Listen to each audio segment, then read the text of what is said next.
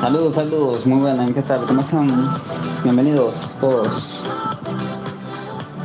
a la Gamescom 2023, día uno, Xbox.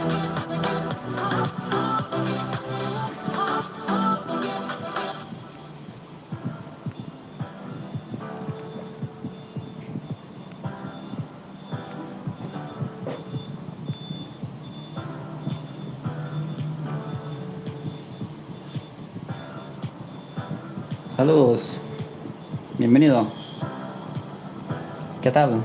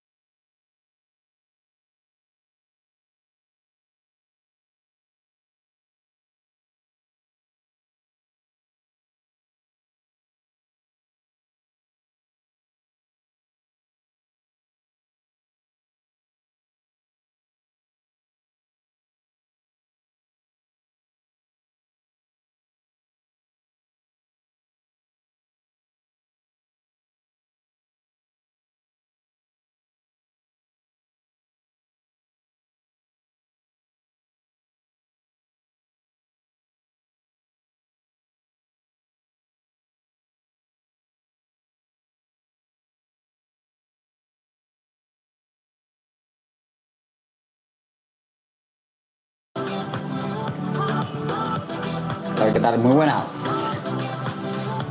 Magnegas.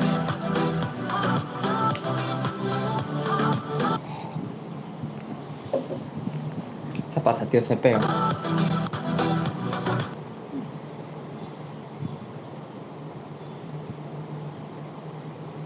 Se pega la transmisión. No sé si es porque está muy alta.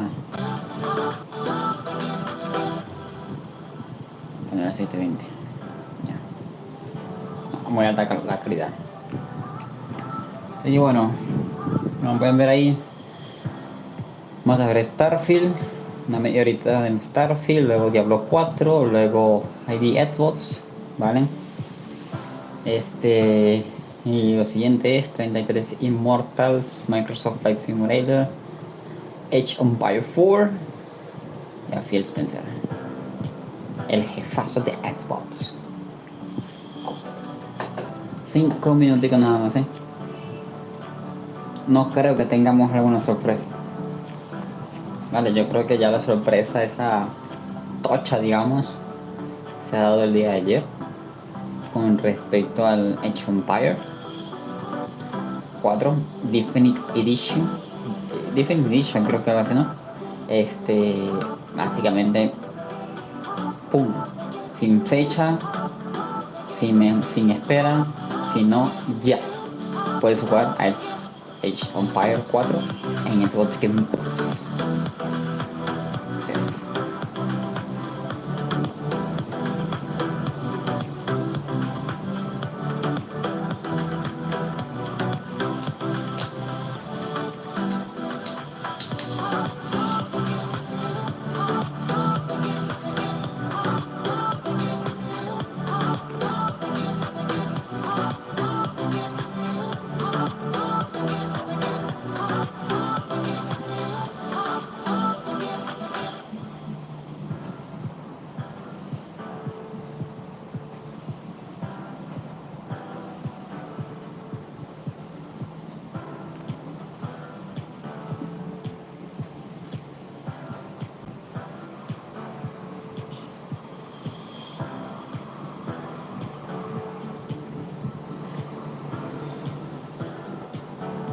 Sí, bueno,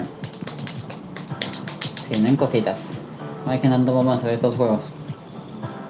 Vamos a ver cosas ya que básicamente de juegos que ya conocemos. Vale, como se ven en pantalla, y son juegos que se van a lanzar ya con nuevo contenido y lanzamiento del próximo mes y de los próximos meses. No bien sea Starfield, que es el próximo año, el próximo mes. Diablo 4, que tiene una nueva expansión, una nueva temporada. ¿Sí? A ver qué nos enseña el Microsoft Flight Simulator y el Age of Empires 4. ¿No?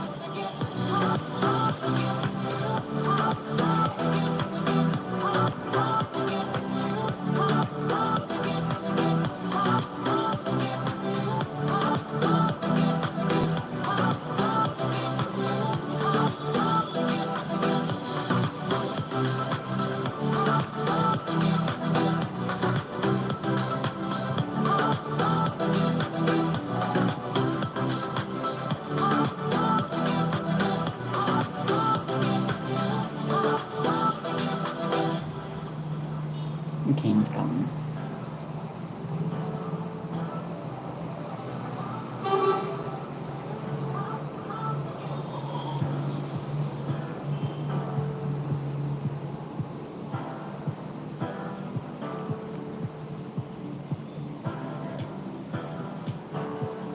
Dos minutos.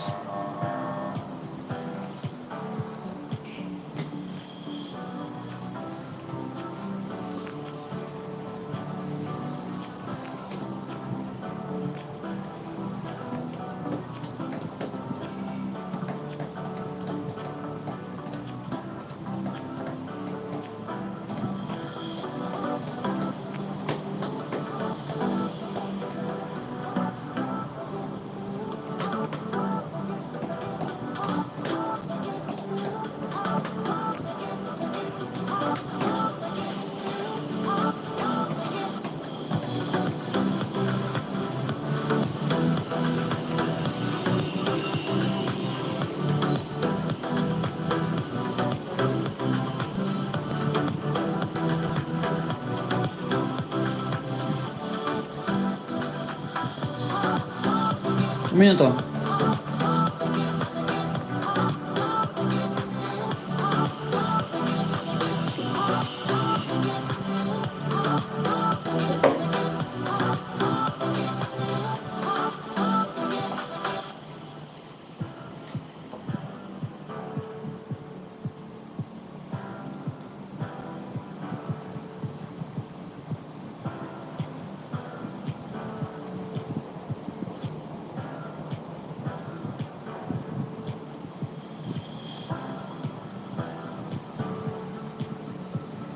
$50.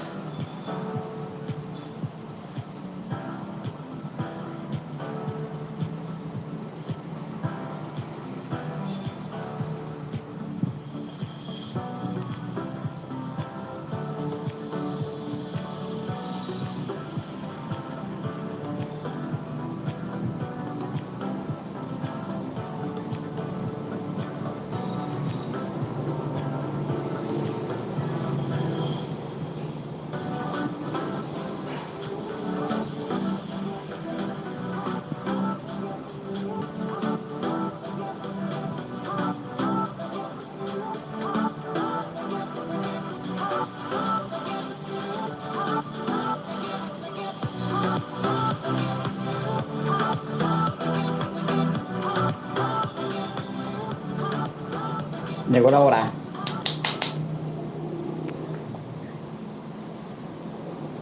No es que nos tienen preparado. Hello from Germany and welcome to the biggest gaming convention in the world from the largest Xbox booth in GAMESCOM history. That's right, Maxie. More than 45,000 square feet, 39 titles, 150 gaming stations, and 3 massive theaters. This epicenter of gaming is our home for the next 3 days as we catch up with some of the minds behind the most anticipated titles. Plus, we'll take you on the floor as fans from around the world get their hands on the newest games, expansions, and updates coming to Xbox and PC. And today we will hang out with Todd Howard, Pete Hines of Bethesda to talk about Starfield. And head of Xbox Phil Spencer pulls back the curtain on his Gamescom experience with a live interview right here on the Xbox booth stage. And Rod Ferguson from Blizzard gives us all the hot takes on Diablo 4. And we're also celebrating a big birthday for ID at Xbox. It was announced 10 years ago at Gamescom. Plus, we've got gameplay demos from games like Age of Empires 4 Anniversary Edition, which, in case you missed it, just last night had a massive shadow drop onto console. That's right, yesterday's opening night live was epic. So if you didn't see it live, don't worry, let us quickly bring you up to speed on the Xbox headlines. Starfield, the opener, what was going on? It was unbelievable. We got to see that live action demo for the first time, and the reception that it's gotten from not only at opening night live, but also here on the show floor at Gamescom has been incredible. It just looks exceptional, and like things that people are getting to experience at the Starfield Theatre, which we'll talk about in a little bit, right? It's been amazing. You've seen everyone coming out there like super excited. And as you can see from the trailer, it is just stunning. Yeah. One of the most anticipated games, I think. I know. I'm so jealous of everyone that's already been in the Starfield Theatre. Like, I'm going immediately after this. We need to go and see it. I also, the massive announcement, Age of Empires 4 finally on console. Starfield. I love playing Age 2 on controller and things. So having fan favorite Age of Empires 4 now available is so exciting for Xbox Series X, S, and Xbox One. Yeah, but we also got love for the PC fans, right? So it was our first gameplay trailer that we saw back when we announced it in 2022. Una versión más pequeña, digamos, de Age of Empires en Windows 10. We saw battle scenes, we saw heroes, the diversity of heroes. So you would have a George Washington, would be more on military, a strategy guy, and then the other one was from Greece, who maybe is more into building masterpieces and epic cities. So it really speaks to the depth of a strategy game, and looking forward to see it later on this week. It looks awesome. And like there was so many like personal highlights for me from that opening night live as well. Like I'm a big Call of Duty fan, all right? So No. you might know of it. Like, you know, we play every so often, but seeing Modern Warfare 3 for the first time after we already knew about the improvements that they've been making to like the movement and the increase of time to kill, and seeing that campaign for the very first time, and like seeing like locations that if you're a Call of Duty fan that you're going to know and love, like prison, like seeing Dan from Verdansk, really exciting. Yeah, I can't wait for zombies as well. I love the scary elements of games like that. So I was really excited to see Little Nightmares 3 announced as well. Martillando una pared, o tumbando una pared, o haciendo no sé qué cosa.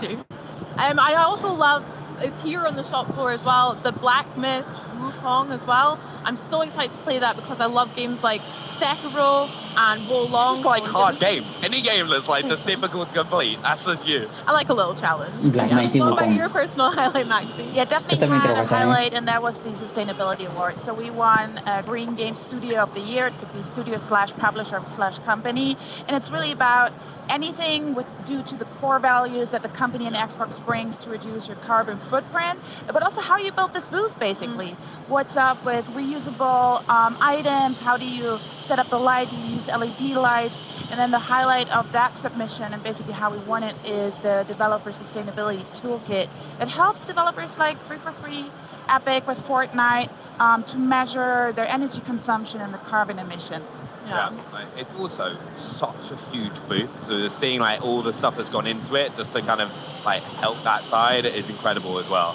It looks great, and honestly, we've got so much to look forward to over the next 3 days, including some giveaways for you guys. Those watching us on Twitch will have a chance to be entered into a raffle for some sweet prizes. Wonder what they are. Do love a giveaway, right? You just can't go wrong. So make sure to get yourselves involved in that. But next up, we travel to a world not so far away. In fact, it's right next door at the Starfield Theatre, and I got a chance to chat with Bethesda's very own Todd Howard about the upcoming release and the out-of-world experience the team has for audiences here at Gamescom. Thanks, Todd, so much for joining us. We're here at the Starfield Theatre. What are fans expecting to see? We're actually showing everybody the beginning of the game here. It's kind of edited down, but they get to see how it starts, a little bit of character creation, and then they're off on adventure. Yeah, brilliant. I've seen some of the reactions of people coming out, and it's like everyone looks super excited. All right, good. Can't wait to see. Also, how's it back home? How are the team holding up with this close to launch? This is it's tight time. I mean, the game's pretty much done. We're doing a couple final tweaks. There's a lot of things that go into a game of this scale actually launching, but super excited. We love the game. We put so much into it. We just hope everybody out there loves it as well. Yeah, I know everyone's super excited. And being here at Gamescom, what goes into the preparation for yourselves and like the team at Xbox? Well, you look at this booth, I mean, I don't know, you're asking the wrong person. I look at this and it's just incredible, the scale of everything. I don't think the camera can capture it. I'm kind of blown away. For us, we put a video together. It gets a little bit easier to make videos when the game is just about to come out because things are done. So honestly, our part was easy, super exciting to be here and see the excitement from the fans. It means a lot to us. Yeah, and you mentioned like the booth here is massive, but Starfield itself is one of the largest game undertakings that we've ever seen. What are fans going to expect when they get their hands on the game? Well, I think, if they played our previous games where you can kind of make the character you want and go do what you want, it's hard to express how big the game feels when you play it. Like, there's a planet. I can really land anywhere. And it is a game, even I will admit, that you sit down, you're like, I'll play for a half hour, and then 3 hours go by, and you're like, what? It's just, I like to say the more that you give to Starfield, the more you put into it, the more it gives back. Yeah, I'm personally super excited to get my hands on it. Also, I'm going to go and experience the experience for myself. Hopefully security let me, but thanks so much for joining us. Thanks for having me. I just hope everybody loves the game. All right, thank you. Thanks. Hey there everybody, I'm so excited to be joining you here at Gamescom with the rest of the Xbox On team. But while Benny's trying to dodge that security at the Starfield Theatre experience, we've actually got our very first giveaway. So why don't you guys type !day1 in Twitch chat for a chance to win a whole month of Xbox Game Pass Ultimate. But joining me right now is Bethesda's very own Pete Hines to talk about more Starfield. Pete, how you doing, man? I'm doing great, how are you? I'm great. It must feel good to be back at Gamescom as well. It is. Big time, It's a show bitches. I've been to a lot of times and over the years, and it's always a great crowd. It's honestly, it's amazing to bump into fans I recognize, to see folks, and honestly to be back in person. It's something we haven't gotten to do a whole lot of, and as Todd was just saying, you can really feel the energy from the fans, how excited they are, how much they're looking forward to it. It honestly, it makes it a lot of fun. Yeah, it's a really special place for that, I think. But so many of the fans that are here today and watching from home are just kind of waited with bated breath for what's to come for Starfield. But these last few days ahead of launch, what do they tend to look like for you and for the rest of the team?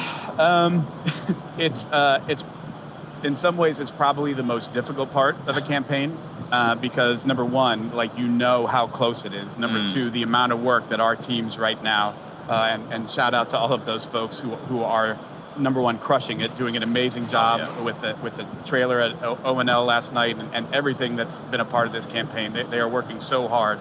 And you're also just sitting here where you've now given the game to a bunch of people, to press, to influencers, and you don't really know what they think or how they're feeling. And so it's a little bit helpless, so we try and focus on the things that we can control, and most of all, we're just so excited for next week and to get this into people's hands. I mean, I personally kind of love that confidence of being able to hand it off to press and reviewers and influencers fairly early for what most games marketing tends to do. To me, that speaks we love what we've done with this game. It's now time for you guys to really have a go with it. Yeah, and if I'm being honest, there's really not an amount of time that I'm comfortable enough of now you've played enough Starfield to get what this game is, because I'm at 150, 160 hours on my current playthrough, and I haven't even come close to there is so much stuff I have intentionally not done. It's we try and tell everybody how big this game is, and the folks that are playing it, one of the few things they will tell us is, you weren't kidding how big, I can't believe how big it is. It's content and explore, no matter how you want to play, there is so much for you to do in this game. You mentioned opening night live, and we'll talk about it in a sec, but I just kind of want to know why it was so important to bring the experience of Starfield that you have to this audience right here at Gamescom. I mean, for one thing, our games have always done really well in Germany. It's obviously, it's a really well-known PC market, and we obviously came from being an indie PC developer and publisher before we were anything else. But this audience and role-playing games and what they mean in Germany, it's a very popular genre, and across Elder Scrolls and Fallout, Bethesda Game Studios has got a really big following in this territory, and for all the folks who come to Cologne who aren't in Germany, and we just felt this close to launch to try and do something special for them, to sort of surprise and delight, and to just be here and to take pictures or have a conversation or whatever.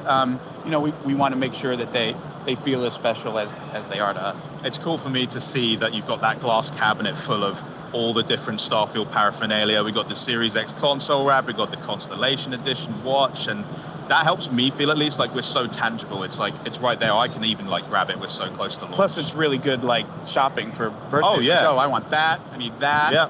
You've got the watch on already. Yeah. I'm jealous. Trust me. I love the watch. We're really excited both for how good the game is, but the way in which Xbox has supported us with console wraps and the controller and the headset is the best piece of hardware. They are so good. I use them nonstop. Full credit to that team.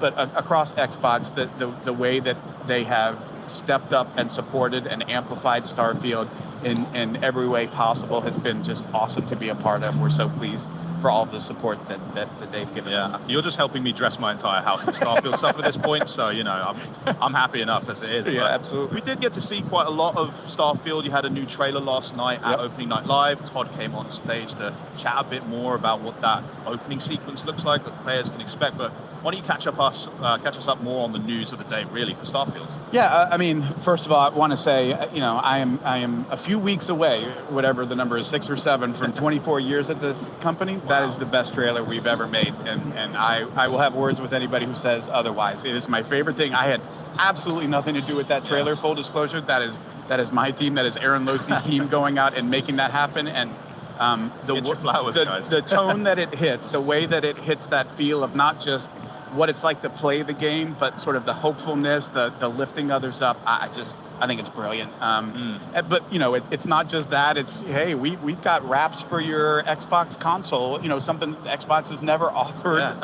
that look really great. You know, we've released a bunch of new wallpapers, desktop wallpapers and phone wallpapers that have been amazing. Like, we are now in the point, I said last night to the folks after dinner, like, there is no emergency brake anymore on this launch, folks. Like, we're a go whether we're ready or not. So everybody, like, make sure your seatbelt is fastened, because this is happening, and it's, you know, there are very few chances. Todd and I try and reinforce this to our respective teams as much as we can.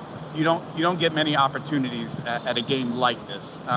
Games of any kind, you know, is a finite number for anybody in development or publishing. But for something like this, for as special as it is, for as long as I've been here, and to see what these different launches are, you can tell when something special is happening, and I think Starfield is that. And, you know, I really have tried to emphasize to our teams, like, amidst all of the hard work, like, please find time to enjoy this, because you never know when you get another chance to be a part of something as special as this. Talking about the stewardship you and Todd have over this team to bring something like Starfield to players out there, and it often gets described as, oh, it's an open world game, but that feels like a bit of a disservice, because it's not just the one world, it's thousands that we can explore, and just sprawling open world experience across like a real good portion of the galaxy. I mean, what is it like to actually have to lead a team on such an endeavor as that, where it's grand scale, maravilla todo ese tema. Detail as well. 1000 planetas. Yeah, I mean, you know, planetas. as you all have seen, as you've watched how we've talked about Starfield, it really required us to push ourselves in terms of how do you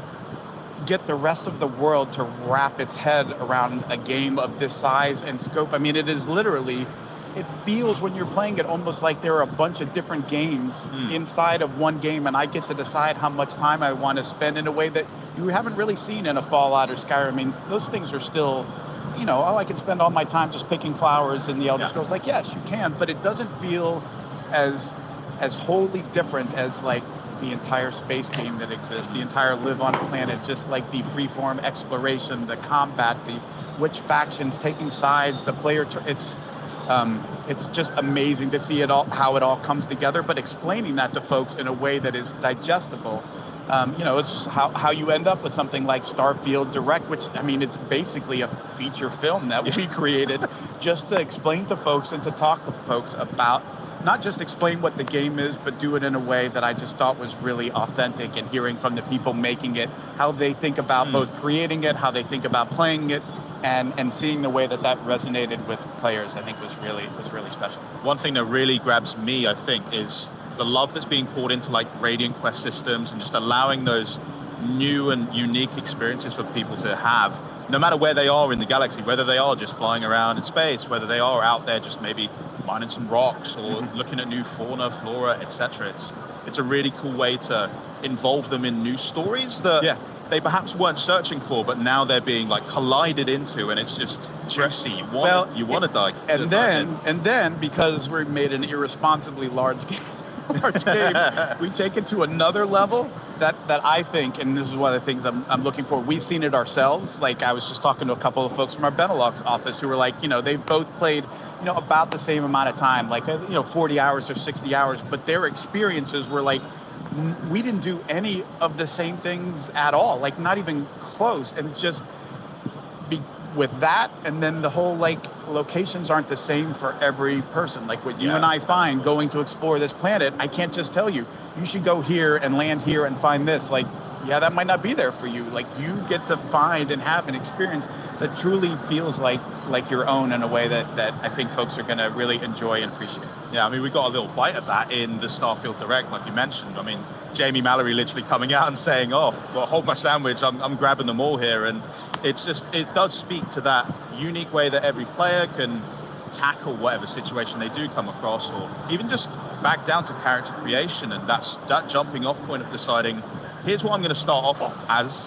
I have no idea where that journey is going to take me and how it might change me as a player, me as a character in this game, and it's all really fascinating. But what are the sorts of way that you tend to play it? I mean, I know you've poured in some time now, but look, when we're in this phase and like leading up, I don't I don't play like I would, like, I don't play like I'm about to when I get back home, where like, okay, now I'm going to start like this is Pete's you got a job to do right now. Up to this point, it's been Bethesda's character, and sort of the way I've approached it is sort of testing. I mean, I've been doing this for a long time. I've been interacting with our players playing Bethesda Game Studio stuff for a long time, so we know how they think. And I talked to Jamie after E3, and she's like, I don't get this. Like, why is this such a thing? And I said, Jamie, what you did is you tapped into the silliness factor that like you sort of tend to forget. Like, you talk about Starfield, and but it's still fun. Like, it's supposed to be about fun, and you put your finger sort of right on the pulse of the kind of nonsense that our players love to get up to, because we make a game that is about freedom, right? Like, we embrace chaos. We give players more freedom than I think in a game like this than people really dare to in their games. Like, that's part of what makes Starfield special. And look, that creates situations that we have to do a lot of work to make sure, like, this doesn't break, this doesn't create problems. But the payoff for that, and like what players are allowed to do, like, wait, I can do this? Like, I can spend all my time doing something as ridiculous as this? Yes, like, if that's what you want the game to be about, that's what you should do. But we want you to go and push and try all of the different ways, because it's really not about like our story or how we want you to play. It's about how you want to play. So when I play, I spend time, like, I'm going to spend a week and not land on a planet. Like, what's it like to just be in outer space, spend all my time in outer space, landing on star stations, derelict ships, doing all this stuff. And then I'll be like, okay, now I'm gonna go land in this city, and I wanna see how long I can spend not leaving this city. Like, how many factions can I find? How many quests can I do? And I'll get to decision points where it's like, look, you're about to, like, you have to pick a side here, and I'll make a save, and like, I'm gonna play this way, and I'm gonna go 2 hours down the road just to see, like, how does that feel? And then rewind and play it 2 hours the other direction, just because I wanna know, like, what should our players expect? How does this, and just trying to do that in as many ways as possible. Just land on a random planet and just start walking. Like, what's this like? How fun is this? And the more of it you do, the more you find, like, there's 1,000 hours in this version of the game alone. Like, if you don't even touch it, it's crazy. And like, my one piece of advice to folks is, do not ignore your activities. Like, that's almost, it feels like throwaway stuff that the game is giving you. Like, there is some amazing stuff in there that doesn't even feel like a real quest, but like will take you to some amazing places and amazing stories. We encourage you to play this like any BGS game, which is like, do what you want, go where you want, test the game, you know, be the kind of player, the kind of person you want to be in this world, and see what happens. I get chills thinking about what I'm going to get out. It's going to be a lot. We cannot wait to see all the stories and how people choose to express themselves in this game. It's going to be amazing. I got one more question I just have to ask you. Okay. I know you're a fan, but are Arsenal going to win the league? Yes. You heard it here. Thanks again, Pete. Remember, though, you guys can play Starfield day and date on Xbox Game Pass and PC Game Pass starting September 6th. But if you can't wait that long like me, early access is going to kick off on August the 31st with the Digital Premium Edition, Digital Premium Upgrade, or the Constellation Edition. But coming up, we've got Blizzard here to talk Diablo 4. We're celebrating 10 years of ID at Xbox titles, and Phil Spencer himself is going to stop by to talk new releases and what he can't wait for fans to experience here at Gamescom. Tremenda. I love this part. I'll follow you from here on out, Captain.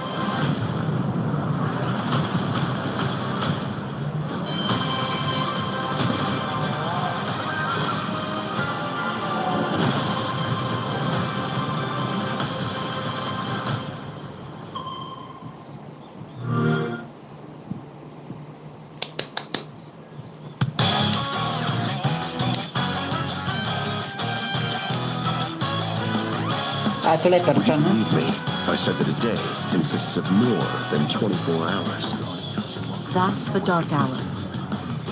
A time period hidden between one day and the next. What are you talking about? What happened to our school? You saw them. Those creatures.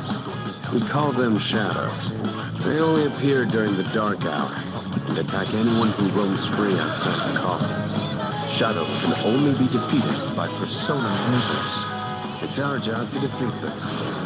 Pretty exciting, huh? We've prepared an evoker for you.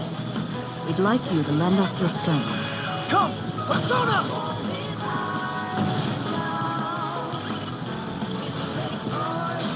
Let's do it.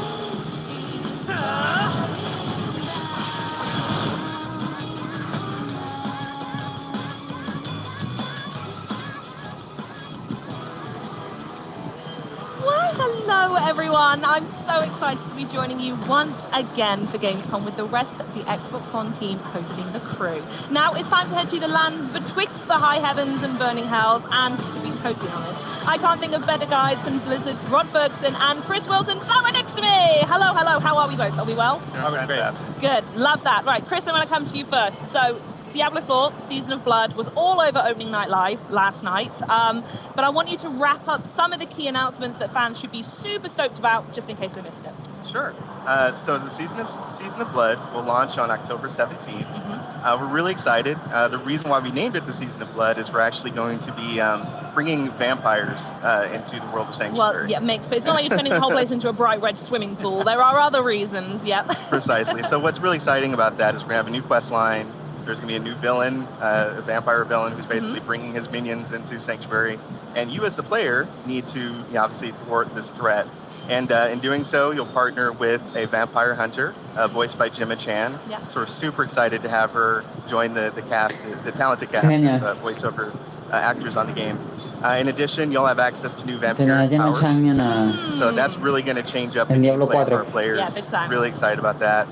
New legendary weapons and items that you can collect. Yeah, new the hunt uniques. begins all over again. Precisely. So super excited. October 17th will be a big day. Brilliant. It's going to be so good. And Rod, I hear that on top of everything else you've got going on this week, that there's something that you brought specifically to the show here, and that's a trivia question that you want to post to Twitch chat, which, by the way, Rod does have his eyes on chat. I think he's very distracted. So if anyone wants to pass a message on while you're doing this, I know, it's then very go distracting to watch the chat go by as we're talking.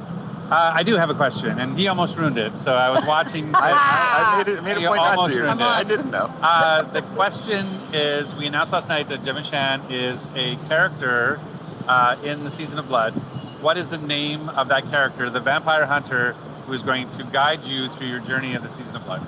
We did get close to that then, huh? We did. Yeah, well, maybe people were listening. Maybe there you go. Well, the people, someone who's going to get that right in chat is actually going to be winning an Xbox Series X Diablo 4 console. Awesome. So don't mess about with your answers. If you want to win it, put the right one in chat for me, please. But Chris, we're going to go back to you now again.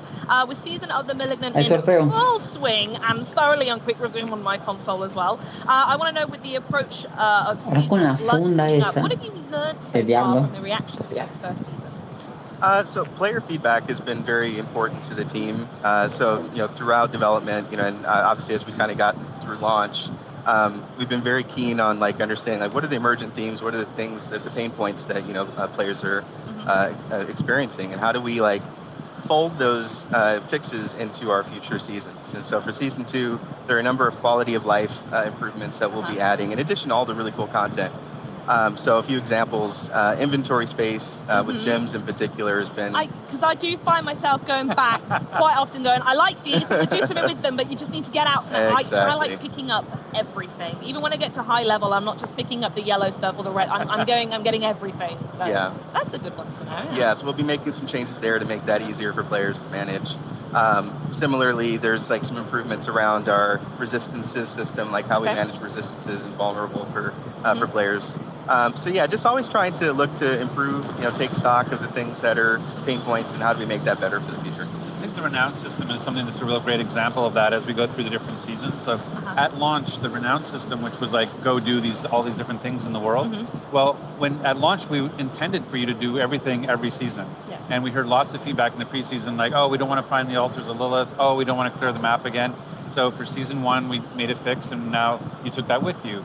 Now during Season 1, we're hearing oh, we don't, well, if we completed it, just mark it completed and let us move on. If I've got the shrines, let me keep the shrines, please. And the side quests, and so that's what we're doing for Season 2, is that all that Renown is coming forward. So whether you did it on the Eternal Realm, did it on the Seasonal Realm, it'll be done in Season 2. So the completionists are thrilled. Yeah, so they'll start Season 2 with all those Paragon points, all those ovals, it'll be so much better. Oh, amazing. That sounds fantastic. In fact, I want to come back to you, Rod, on this bit as well. As improving those bits and pieces throughout the seasons, as you've mentioned, you're also, and have announced that you're working on the end game in-game experience in Diablo 4. So I'm wondering if you can tell me a little bit more about that. I'll be totally transparent. I'm not there yet myself because I'm still doing all the bits on the side. I get very, very interested. So what is the end-game experience and how's it improving? Well, the end-game experience is that part we talk about generally from level 50 to level 100. So usually when you play the campaign, you finish about the mid-40s to early 50s.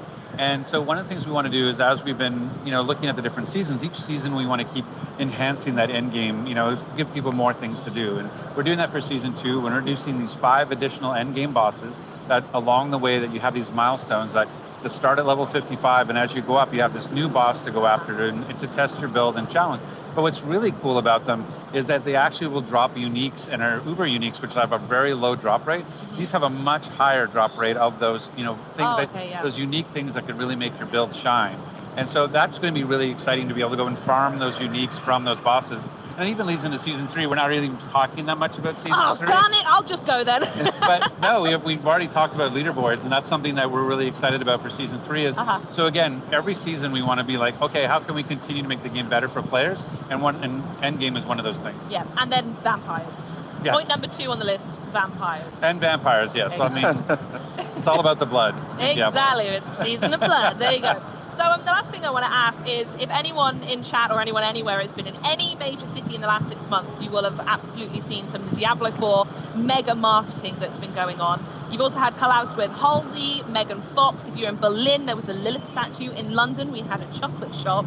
So I'd love to hear from you both what it's been like to see and feel Diablo 4 turn into this cultural phenomenon and this iconic game that it is. Yeah, it was really important for us as we think about the marketing for Diablo. One is we wanted a game for all players. We didn't want it just to be about, this is for the ultra core. We wanted to make sure that anybody could play Diablo 4. And as part of that, we wanted to raise that out of the industry genre sort of marketing and get into sort of that sort of pop culture entertainment. And so that was a big thing for us. And with 12 million players and 1.3 billion hours played, this is some good numbers. Yeah, I like that. So it was pretty awesome. And to see even Whoopi Goldberg, mad at me because it didn't support it on the Mac. It was very surreal moment. What happens when Whoopi Goldberg gets involved in it? I don't know, but she apparently was not happy with us. You didn't have a crisis on plan for that one. No, I mean, we sort of reached out to say, we can help you with this, but anyway. So it's those sorts of things where you just go, this is crazy at the level. And, when we saw that Halsey and Suga collab, and there's a chance they could be nominated for a Grammy. That's crazy, right? To be part of video game marketing. But that was really what we think about Diablo is it's been around for 26 years, and we really think of it more as an entertainment, part of entertainment industry and not just the game industry. And it was really nice to be able to elevate it while we were launching. Oh, amazing. And especially welcoming everyone to hell was inspired, I must say. I know, though I'm Canadian, I had nothing to do with the Canadian wildfires. That sort of gave us the smoke in New York. It was a horrible reason to have a viral moment, but it was if it was going to go wrong, it went wrong at the right time. There you go. Well, wonderful. I want to thank you both so much for joining me. It's been an absolute pleasure. I'm afraid we can't talk any longer, though, because it's now time to celebrate 10 years since Idea Xbox program was born here at Gamescom. It has brought us an unforgettable lineup of indie titles such as Cuphead, Celeste, Among Us, many, many, many more. Chat, tell me the rest of them. So let's celebrate by checking out what it takes to bring these unique games to Xbox and why today's mega milestone is so important for indie games everywhere.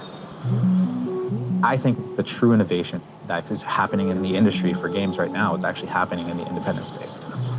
Indies can try new things, they can try bizarre things, they can afford to fail. They're not afraid to go outside of the comfort zone of what is currently popular, what will make the most money. It's often generated by an idea that's grown from a personal experience or personal desire to play a specific type of game. Big studios may be at risk averse when it comes to trying out new things, new ideas, new features. Our independent developers are the ones who are really tip of the spear for a lot of that.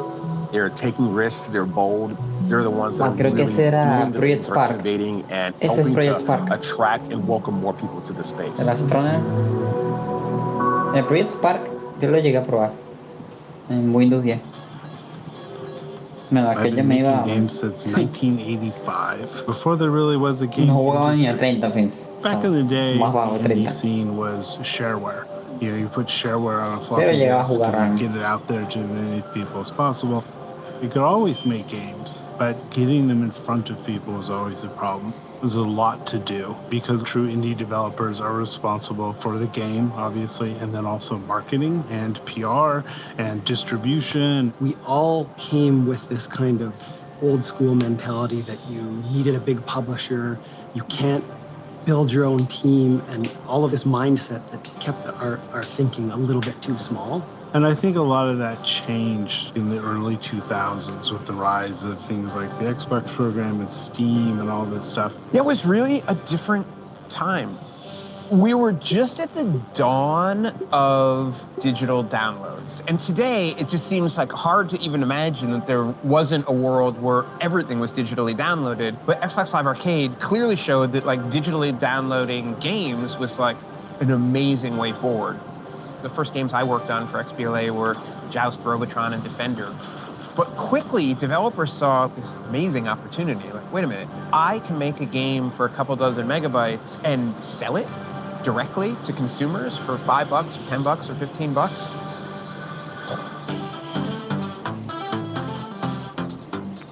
The popularity vastly outstripped anything that Microsoft ever expected when it started the program. They thought it was going to be kind of cool to have some neat downloadable arcade games or puzzle games, and what they got was some of the most innovative and progressive independent games that have ever been created.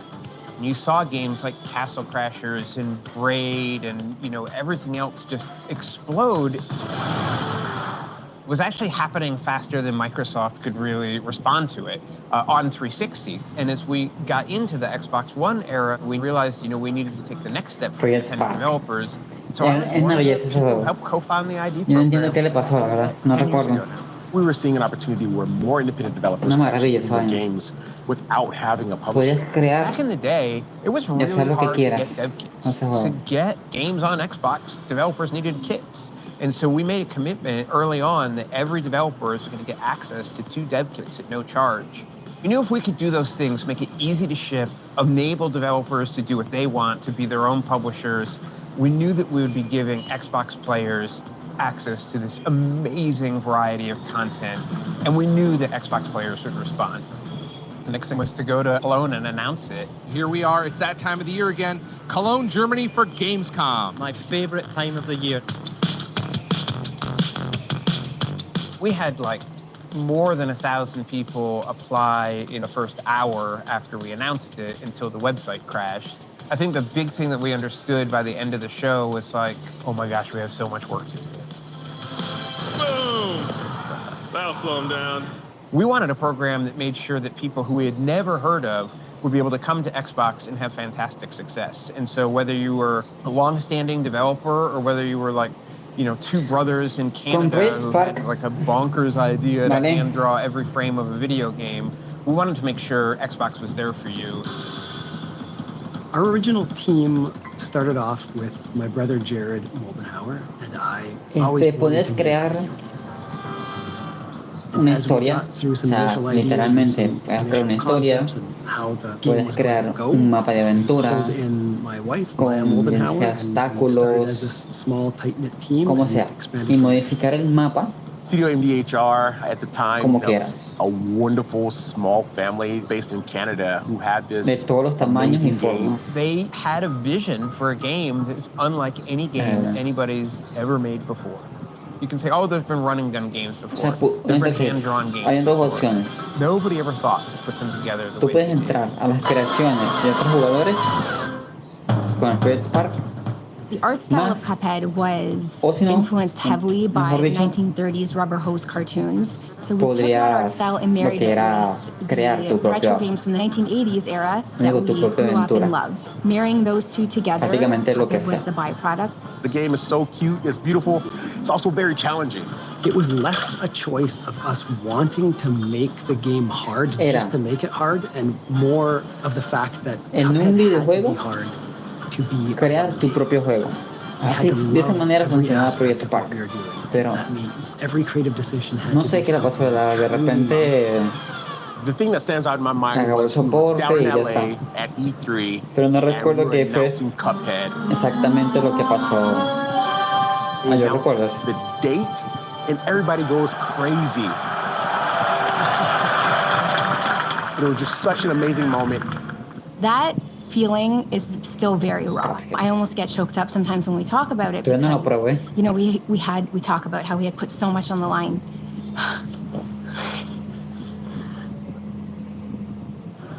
To step foot on that stage and not know whether or not we would ever even make our money back, whether or not we would ever be able to make another game, to see the fans' response to that announcement change the course of our lives.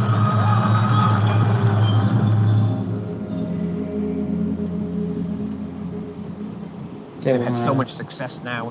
You get a marionette, you can watch a Netflix show, you can get like a pencil case. It's so cool to see Cuphead everywhere. But in a lot of ways, it was kind of like the prototypical, what we were hoping was going to happen when ID at Xbox started. Hello all, thank you for coming to this very important informational meeting. The first time I heard about ID at Xbox, I was doing Thimbleweed Park. Prior to then, it was really kind of just me. Things like Steam are a black box. You fill out some forms, you put a game up there. We didn't have a ton of money for things like marketing PR, but we were invited to a whole lot of events that ID and Xbox was putting on, ability to show our game. They gave us, nice placement on the dashboard and things like that. So it was really good. One of the key things of ID at Xbox is listen to the developers. When we want to get great games to players, the way you do that is by listening to developers and making sure you're making a program that works for them. Astroneer is an independent title. The 4 founders really wanted to venture out on their own, start their own project, take ownership over every part of development. When the original team was building out the game, they were really looking for a creative partner to work with, to execute on that vision and also give them a little room. And ID at Xbox stepped in and said, hey, we want you to make whatever you want. We're going to give you the resources that you might not even know that you need in order to do that. We launched into game preview and into early access, and it saw amazing success right off the bat. And so I think once we realized that people were coming along on that ride with us, we just saw that as a way to just keep building it out. And at this point now, we've updated like 40 times. Over the 10 years of ID at Xbox, we've been reaching developers, having a lot of cool developers bring their games to the platform. But we also recognize that there's more that we can do to reach our underrepresented developers. The mission of the Developer Acceleration Program is to empower underrepresented developers with the information and resources needed to bring their creativity, innovation, and originality to Xbox. We're talking about teams, including but not limited to studios led by women, studios led by people of color, studios led by members of the LGBTQI+ community or indigenous people. There's a studio that's focusing on accessibility. Hello, little fella. Another group of developers that we support through the DAP program are developers in parts of the world that are underrepresented from a game development standpoint. I recently had the chance to attend the big festival in Brazil. There's a studio called Sudaril. They're making a game called One Beat Men. This is a game about Afro-Brazilians and beatboxing. Raji is a game by Notting Head Games from India. They made this beautiful game. It's an action-adventure game revolved around this young female protagonist. There's a lot of adaptation from the mythology from India. It's just very authentically Indian. A Space for the Unbound, which is a game from Indonesia, is a really, really beautifully crafted game. It's just a really nice gameplay experience where you get to learn about a different culture. As we start to empower more of these studios to tell more of their stories, I think we're going to see more diversity in the games that are coming to the platform, more diversity in the gamers that are playing these games. We made this little program to try and enable developers, and it's awesome, but developers are the people should be thinking about. The types of games that we see in genre, in style, in art, in region, in the size of the developers, the story they're trying to tell has increased in the last 10 years, and I see that continuing to rise. Whenever you're building art, it's like it's a part of your soul, right? You're putting yourself out there when you have your art, whether it's a painting or music or a game. I think it's very important for companies like Microsoft to pay attention and help the independent community. It changes that old way of thinking that you can't break into the industry, and now it actually lets the next generation of people truly dig in. We're going to see so many more new and creative ideas that's going to push and drive innovation moving forward into the future. Qué bueno, ¿verdad?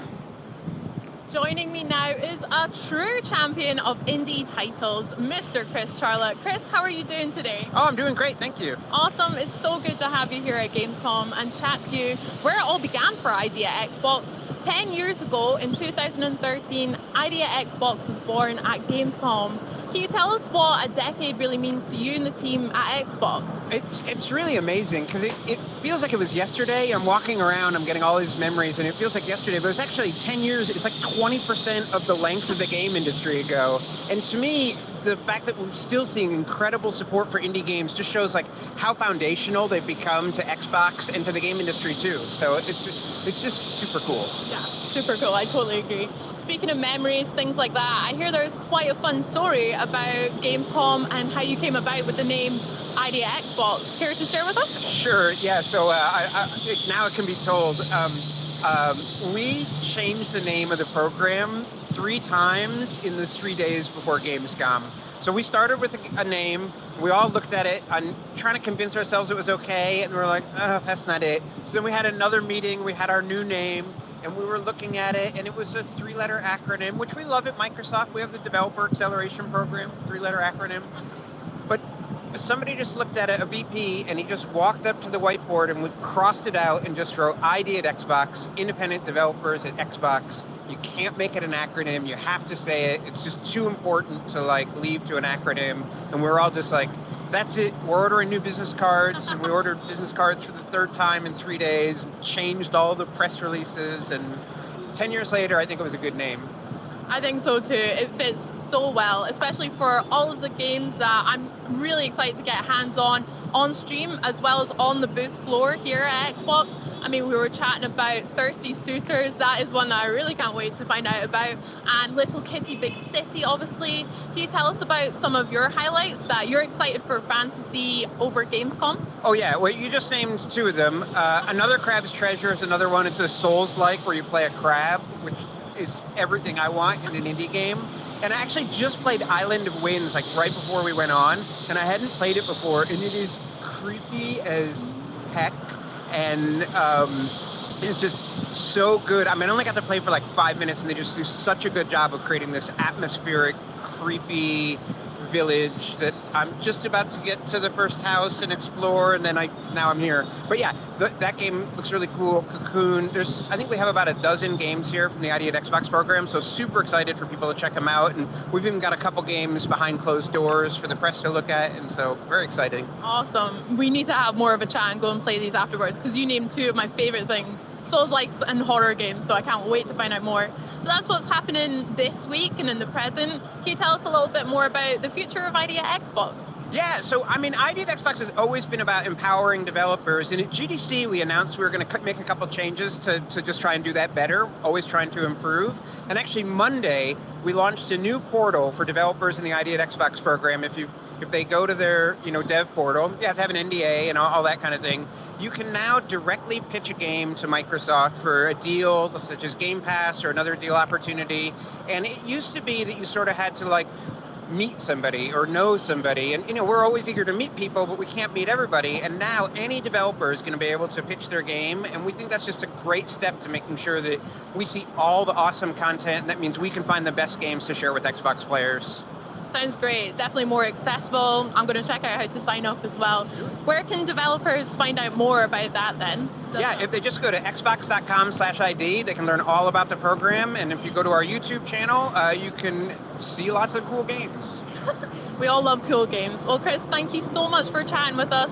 We'll catch up over some games later, but we're going to find out more about 33 Immortals later today as well. Check out the latest maps in Flight Simulator, and I hear Phil Spencer's going to stop by and have a wee chat on the booth too. First, let's have a look at Idea Xbox's Steam World build and world list.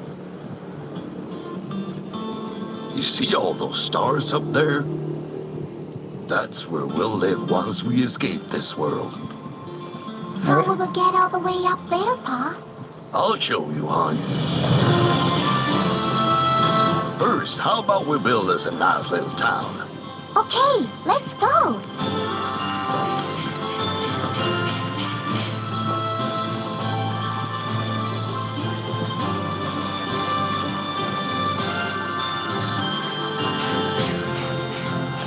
Ojalá que sea otro Shadow Drop. Need the help of a whole lot of Steam mods to make sure we get all the ¡Pum! resources. Ahora disponible. How will we do that, Pop? We're gonna find all we need deep in Me the encanta, mines.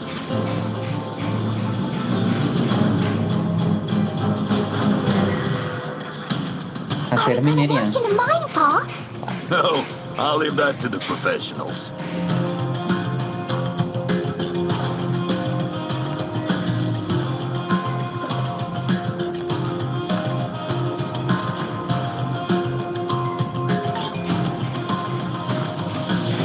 Oh no!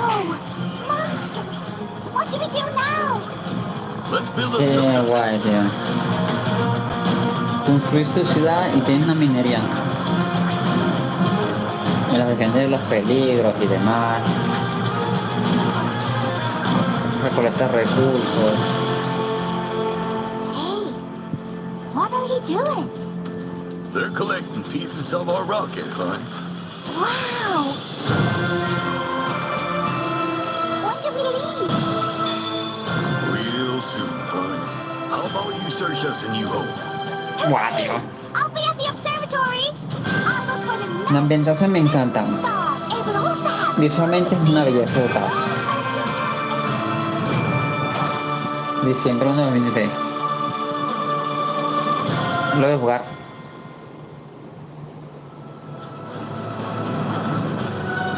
Me encanta.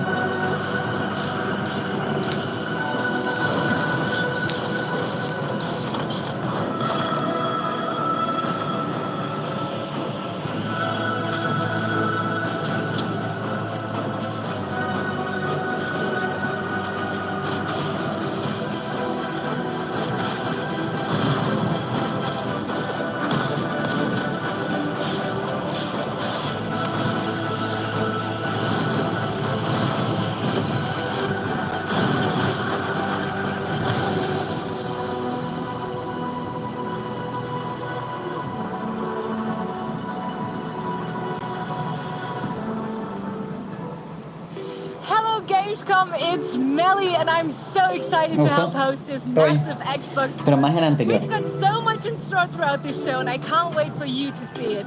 But now it's time for another Xbox Game Pass Ultimate giveaway. So type !day1 in Twitch chat to be entered.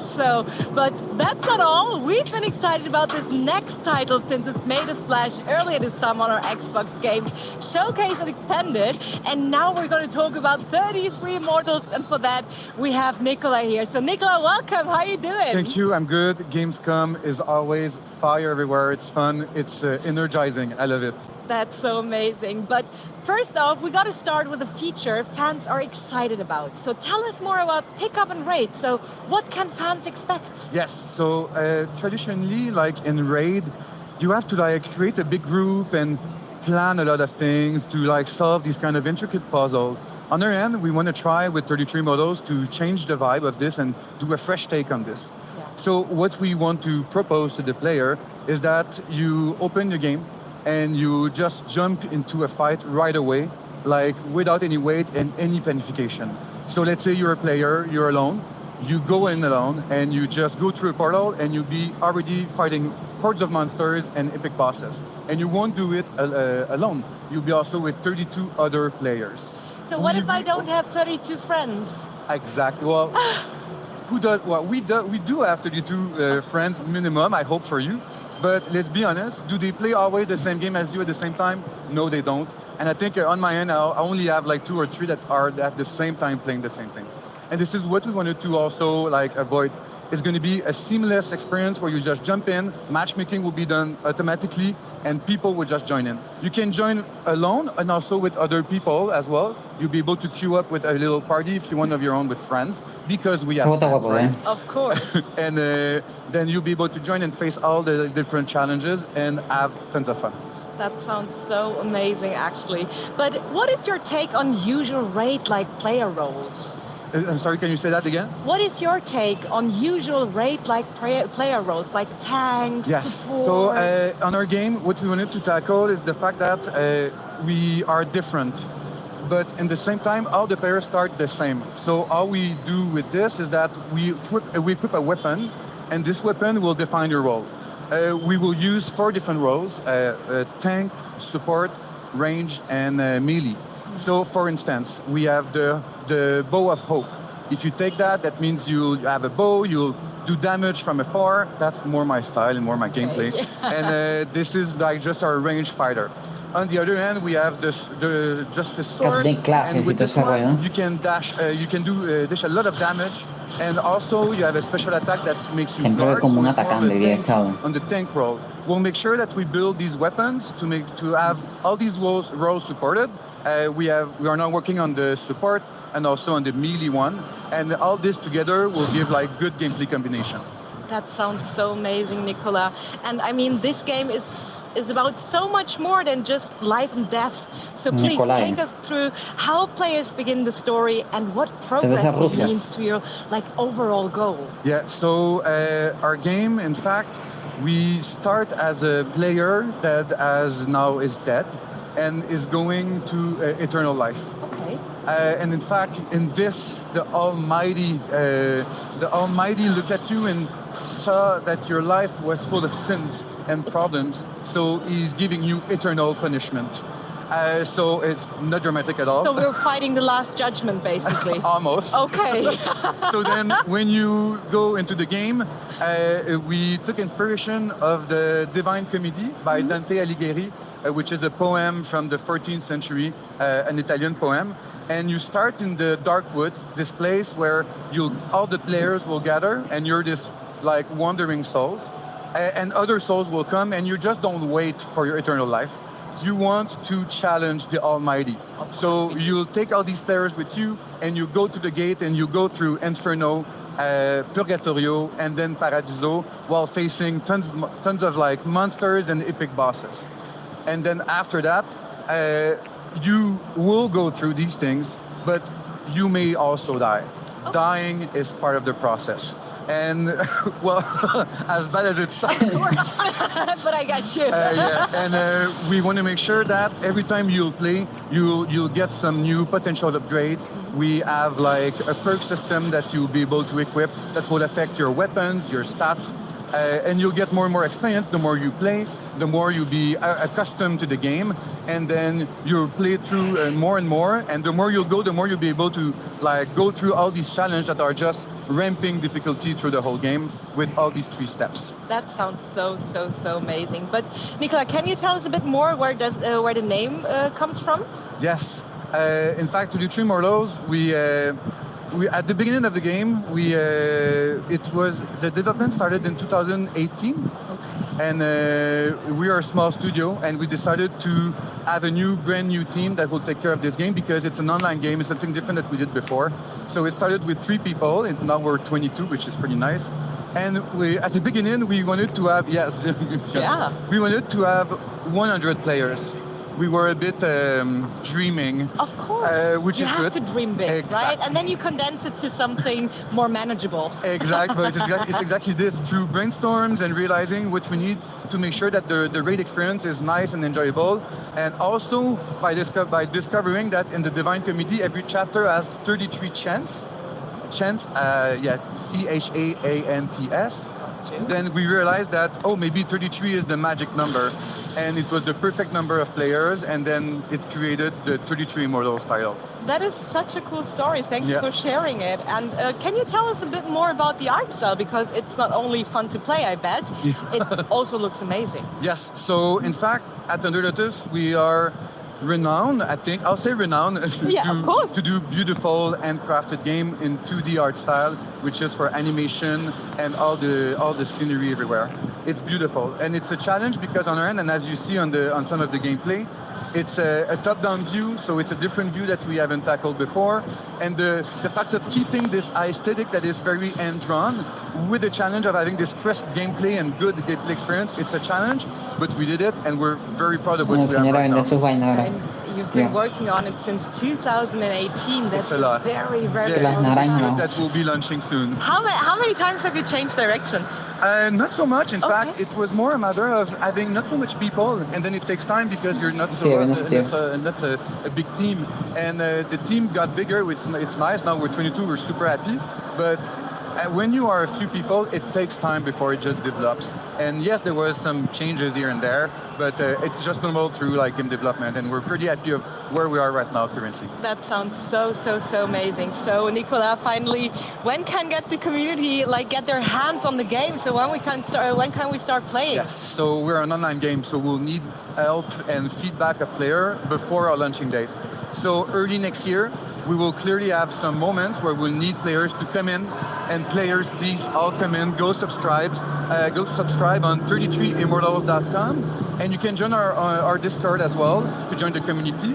And it's going to be great. We need people, we need feedback. We want to do the game for the community as well and for the people, and it's going to be good for us to just make sure that we balance everything out properly. Early next year, it's going to be great, and then we'll ship later next year as well. That sounds so amazing. Nicolas, thank you so much for being here and for sharing all the information about 33 Immortals, and I really can't wait to start playing myself. Obviously. I will. I was just taking notes, and you will see me on the Discord, trust me. Excellent. So, we've got more in store today, including a chat with Phil Spencer, new updates from Microsoft Flight Sim, and a world premiere you've just got to see. But first, here's Benny with a quick look at the Xbox Booth Tour we've got coming up tomorrow. Welcome to the world's largest Xbox playground. At more than 45,000 square feet, this booth is not only 4 times the size of what we brought last year, but it's also the ultimate Xbox Gamescom fan experience. We've got a lot more in store tomorrow with a full booth tour, but here's a taste of the booth experiences you just can't miss.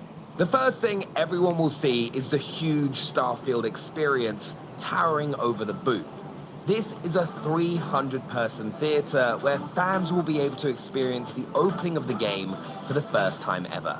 Forza Motorsport has the best parking spot in the booth, and fans will be able to see super fast German sedans race around Spa in a Builders Cup career demo.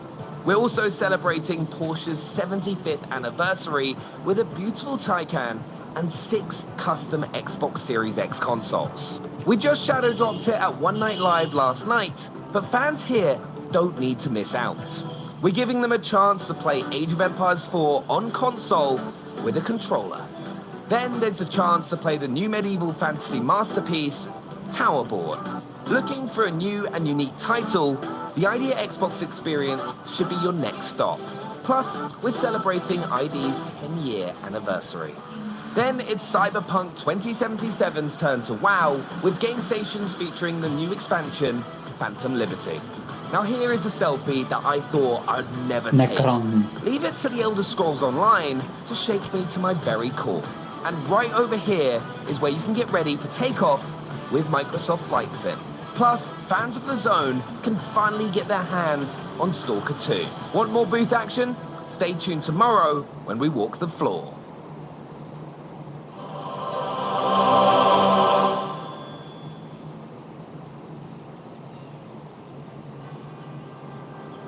Our trail had led us from the Yorkshire moors to Berlin, Paris, and now the tiny village of Montsegur, high up in the mountains of the World premiere.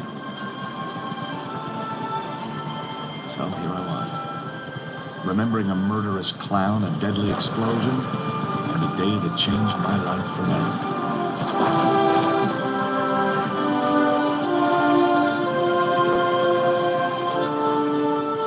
Merci beaucoup, monsieur. Sounds like we're in danger. We are. Well, let's get a drink and you can bring me up to speed. I do believe it's your round. Sure. Un vin blanc, coming up. And if you see a clown. Paris.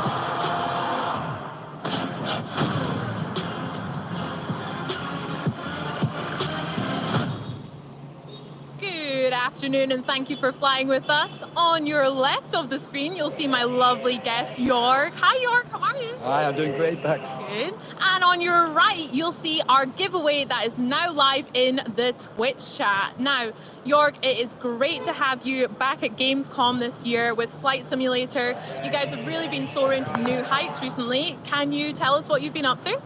Yeah, I mean, so it's great to be here at Gamescom. Bex, pleasure to meet you.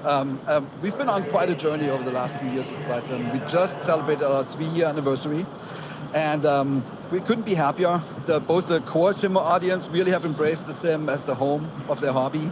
And then we found a whole bunch of new people that have never tried Flight Sim before, and they're happy and interested. So it's awesome. We've already announced we have over 12 million unique users.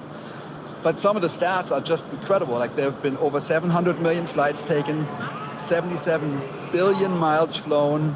So that sounds abstract, right? So it's 2 million times around the equator. Or if you want to go galactic, you can say it's 120 times from here to Neptune. Wow. Oh, it's incredible. Yeah. That's a lot of flying. I mean, I'm one of those new players as well that hadn't played it before, and now I'm obsessed with Flight Simulator as well. And we're back at Gamescom. Last year, you guys really put on a show with an amazing recreation of Cologne, as well as flying helicopters up the Rhine to the Messe where we are here. What can we look forward to this year at Gamescom? Yeah, we love Gamescom. I mean, the vibe of the show, everything here is super cool, and it's so much fun for us to figure out what would make people happy, you know, here in this region, beautiful region of the earth. So this year we did, plus I'm German, you know, I don't know. But this year we did 2 things. We did, and I've done little videos for you. So the first one is what we call city update. We call this one City Update Western Europe. So instead of doing another German city, we said, why don't we take the countries around Europe? So we have a little trailer for you. So yeah, let's take a look then. Joder. 4K tiempo real. O sea, este juego es una auténtica maravilla, ¿no? Yo lo voy a probar y quedé, vamos, babeando.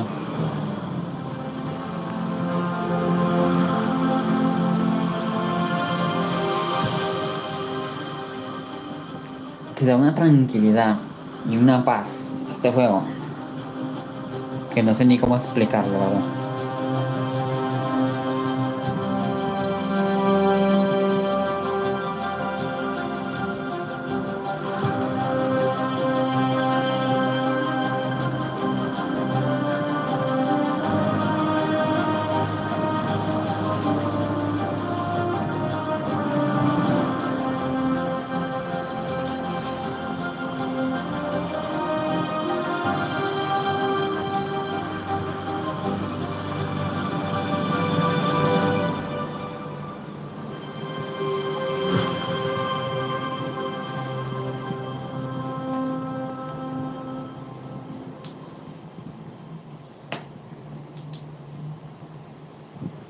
York, that was so pretty. I'm always blown away with Microsoft Flight Simulator's ability to recreate the world so accurately as well. But you mentioned 2 videos for us. What else can we have a look at? yeah, the second one is it's near and dear to my heart. So there's a long history of aviation in Germany. It goes way back to the Zeppelins and stuff. And we've explored some of this in Flight Sim already with the Junkers F-13, which was the first metal passenger plane. The Doge, that was the first one that crossed the South Atlantic. Then the Junkers U-52. But when you grow up in Germany like I did, there's one plane that stands above them all. It's a real, you know, pinnacle of German aviation, and it's called the Doe X from Dornier. We have a trailer.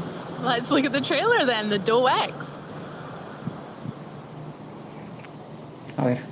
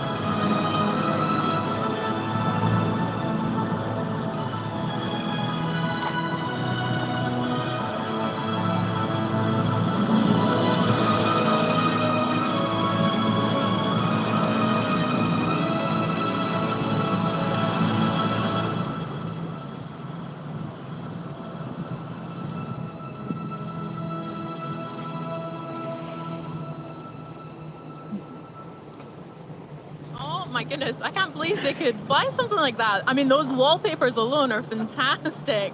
The city update and the Dorney, it looks so cool, especially the airport that a lot of us flew into here at Cologne Airport. It looks so cool. You must be so proud of it. When can fans get their hands on it? When's this releasing? So for the airport was for the people of Cologne. We made the Cologne Airport. Here we go. Enjoy. So just about the DoX a little bit more. So it was designed by famous aircraft designer Claude Dornier. And it was actually the idea was to compete with the big ocean liners of the time. Think Titanic and the ones that made it. So they built 3 of them. And what was interesting is it was only 3 because it was commercially not successful. But they took a famous flight. You saw it in the trailer, from Germany to South America to New York. And there was like all these awesome pictures of it at the Statue of Liberty and all that stuff. But all those planes were lost. And I really wanted to make this as a local legend, and I'd almost given up. I spent 2 years researching this, and I'm like, oh my God, I can't find anything. And then I was happily finding this individual, Peter Kielhorn, and he is the initiator of the DoX Rebuild Project, and he's also the president of the DoX Foundation. And they are trying to rebuild the DoX in true scale, in real life, in Hildesheim by the 100th anniversary. So in 2029 it's supposed to be done. And they gave us all the plans and everything. Because typically we have museums and we can visit those plans. Here was nothing. And just because of these people, I just want to say a big shout out. That is how we could actually create this plane and preserve it. Because we have this idea of digital preservation in flight sim, where planes of the past that are oftentimes lost can be enjoyed by generations of the future. So we did that. So happy with it. Jörg, that's such a beautiful story, honestly. It's so present, the passion and attention to detail that you and the team have in Flight Simulator. It's such a vibrant game from the last few years, but I'm curious what you think makes it so special. I mean, there's a flight sim community and they make us special. So there's literally hundreds of thousands or millions of people. Their number one hobby in life is aviation. They know everything about planes. And they push us all the time. They want all kinds of details, and they keep saying we need to add this and this and this and this. That has been pushing us forward a lot, and it's super fun, actually. And then there's a creator community. It's also interesting because we have an SDK. So there's about 2,000 companies and individuals. They make airplanes, airports, all kinds of cool add-ons. And it's a vibrant marketplace. We have a marketplace in the sim that has over 2,500 add-ons. And that alone, that is keeping us fresh. Every morning when I get up, I go on the computer and say, what did they do? And it's always like, it's like opening chocolate. It's awesome. That's so lovely to hear. I mean, speaking about the future and what's coming as well, there is a new flight simulator that we can look forward to next year. Do you want to tell us a little bit about that? Yeah, Flight Sim 2024. It is by far the biggest undertaking ever in simulation. The team is almost 500 people now. We've been working hard. We're adding realistic aviation activities. So it's not just you, the plane, and the planet. It's what planes actually do in real life. So it's if you're interested in aviation at all, this is the one. And I think we're going to have it here next year at Gamescom. I'm really looking forward to showing it. Well, I can't wait to see it as well. Jörg, congratulations to you and the team again, and the community as well. Thank you so much for chatting with us here at Gamescom today. And from one fan favorite to another, we're going to catch up with the team behind Age of Empires Anniversary Edition to find out what it takes to make such an iconic PC title work on consoles. Let's go.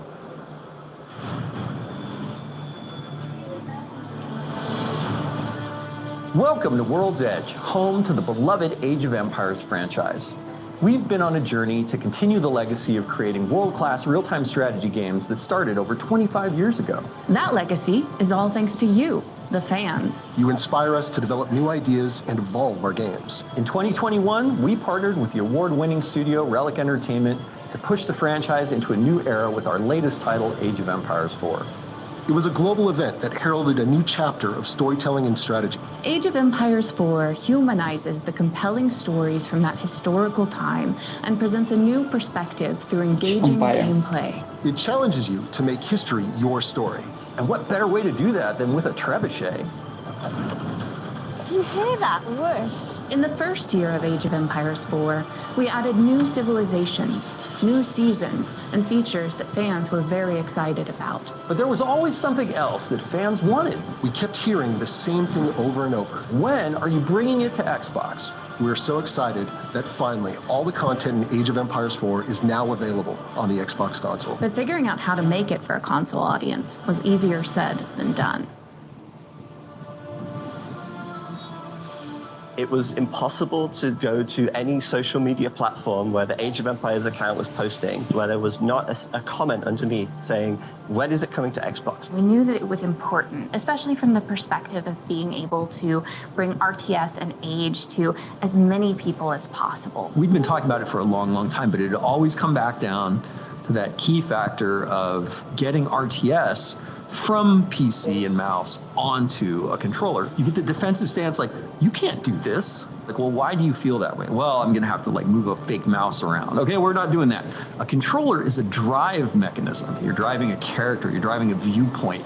You are driving something through an environment. How do we make that work? How do we find a solution? We have these ideas, but we can't build the game internally. We're only like, we're not a huge RTS studio, but we would love to go look for partners. And the first team on our list that we want to talk to was Relic about doing Age 4.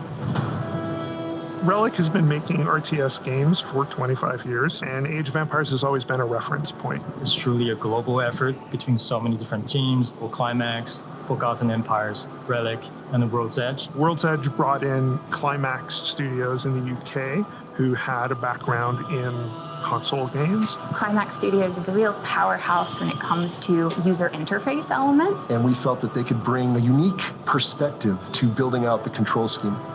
There was a port once upon a time. In 2001, I played it and I hated it. I hated everything about it. So we have a history, even within our franchise, of how not to do a port. If we were forced to port it, we probably never would have done it. Our challenge was we're bringing in Age 4, which has some extra complexities over Age 2. How are we going to make that work? What we found is we could actually use that framework to bring the game into its own. This game is basically a redesign from the ground up. Age of Empires 4 is a different engine. It wasn't just a case of doing what Age 2 did. We had to build it all from the ground up. You have players sitting in the living room away from the TV. We have to reconsider all the UI menus and all the in-game HUDs to make sure they're as legible, as high contrast as possible. The whole development team knew that micromanaging individual villagers was going to be difficult on console. We have introduced a lot of automation systems. All of us as game designers and game creators are always seeking that next thing. Like, how do we evolve the experience? How do we move it forward, right? There are two that really stand out. First one is called the Villager Priority System. The Villager Priority System is something we came up with in Age 2 because we were after that idea of like, okay, how do we stop the console player from having to do this insane amount of micromanagement of their villagers? Based on a pie chart, you can say like, hey, 50% of my people are going to go work on wood, and 25% are going to go work on food, and the rest are going to go work on gold. And they'll just start working on them. Now, if you want to change that, we've added all these cool settings for mid-game, early game, wood rush, that were designed by our pro players. So these presets are not just something that were slapped together. Or you can turn it off and do everything manually. It's up to you. We also have the site menu system that allows you to quickly issue a command contextually on the ground. It's context sensitive, so it'll bring up the right structure that you can build at that spot. In Age, you were always relegated to having to select a villager, bring up the build menu, click the item that you want, and then drop that build foundation on the battlefield. Now with the SMS, you don't have to do that anymore. You can literally pan the camera over to a spot, bring up your production radio, drop a build foundation there, and a villager will automatically be selected to start the build process on that particular foundation.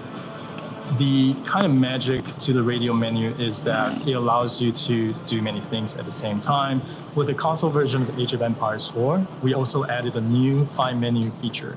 This is a unique radio menu that allows you to quickly find and locate units or buildings or a collection of buildings in the midst of battle. Those were the primary things that the minute we had them working, we're like, those are in the Age 4 console. And we often joke between the designers that some of us even prefer to play on the controller now because it is so good.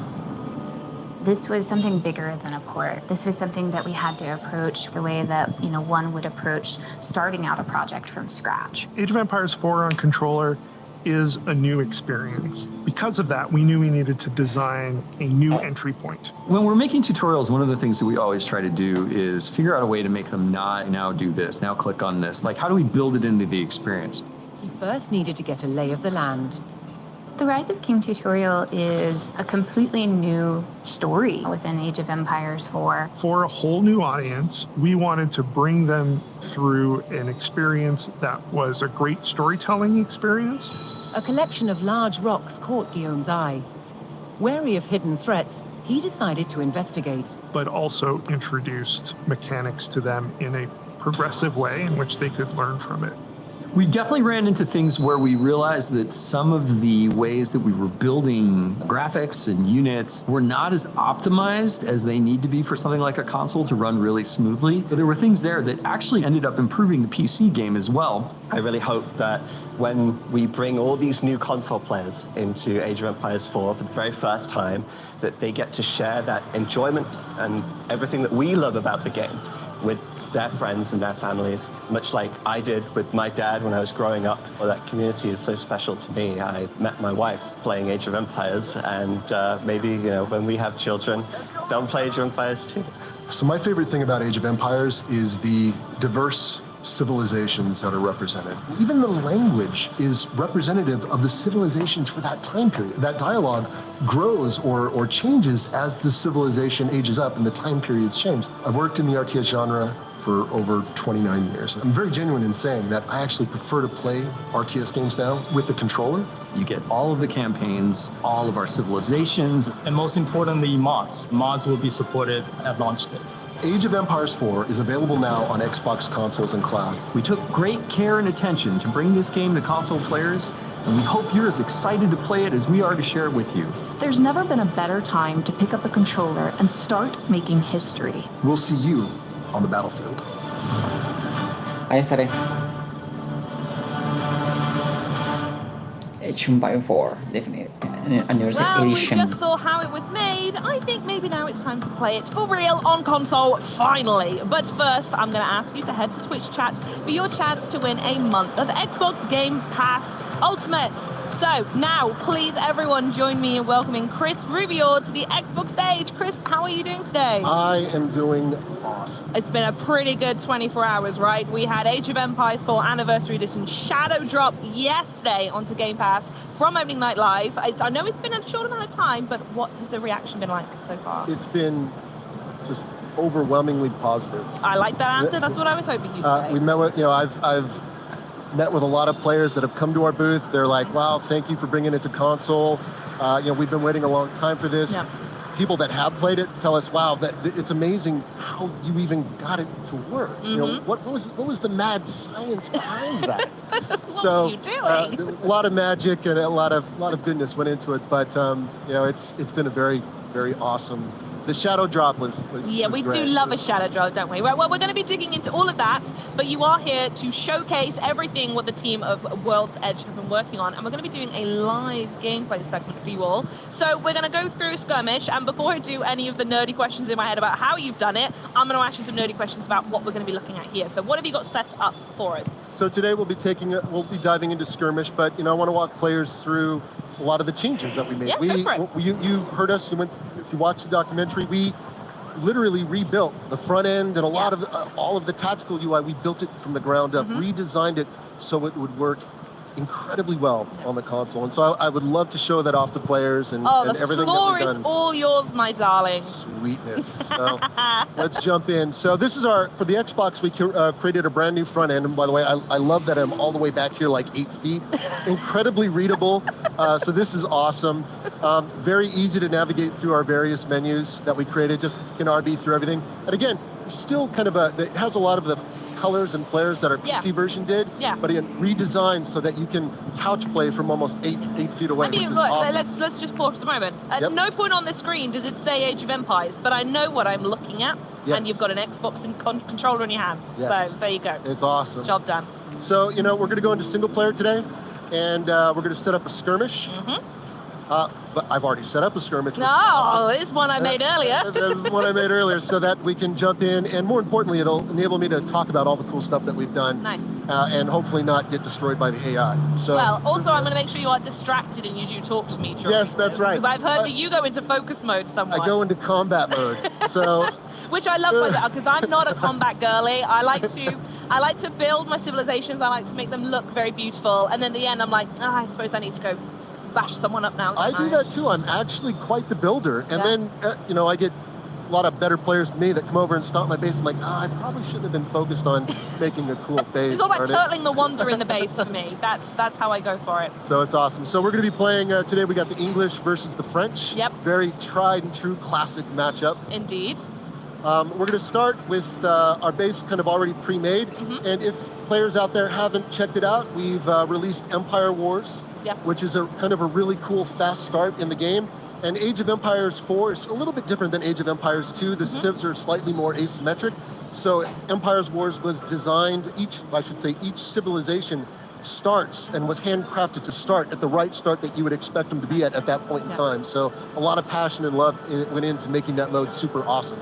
So what we see here is basically the base that I've set up. I got a bunch of workers right here in idle, but more importantly, it's like, well, what's all that UI on the screen? That is the first thing, especially so you go from PC gameplay, and if you've never played on console, Age 2 came out early this year. If you've not had a chance to play that yourself, it even looks different to that one as well as soon as you load it somewhat. Yeah. So we've went in, we've made a lot of modifications, and our goal is to literally streamline the interface, but at the same time make it incredibly accessible and easy to read for couch play. Yes, so definitely. One of the first things any PC player would notice is like, oh my gosh, the resource bar is in the top center of the screen. It's on the PC, it's in the lower left. And we found on the console.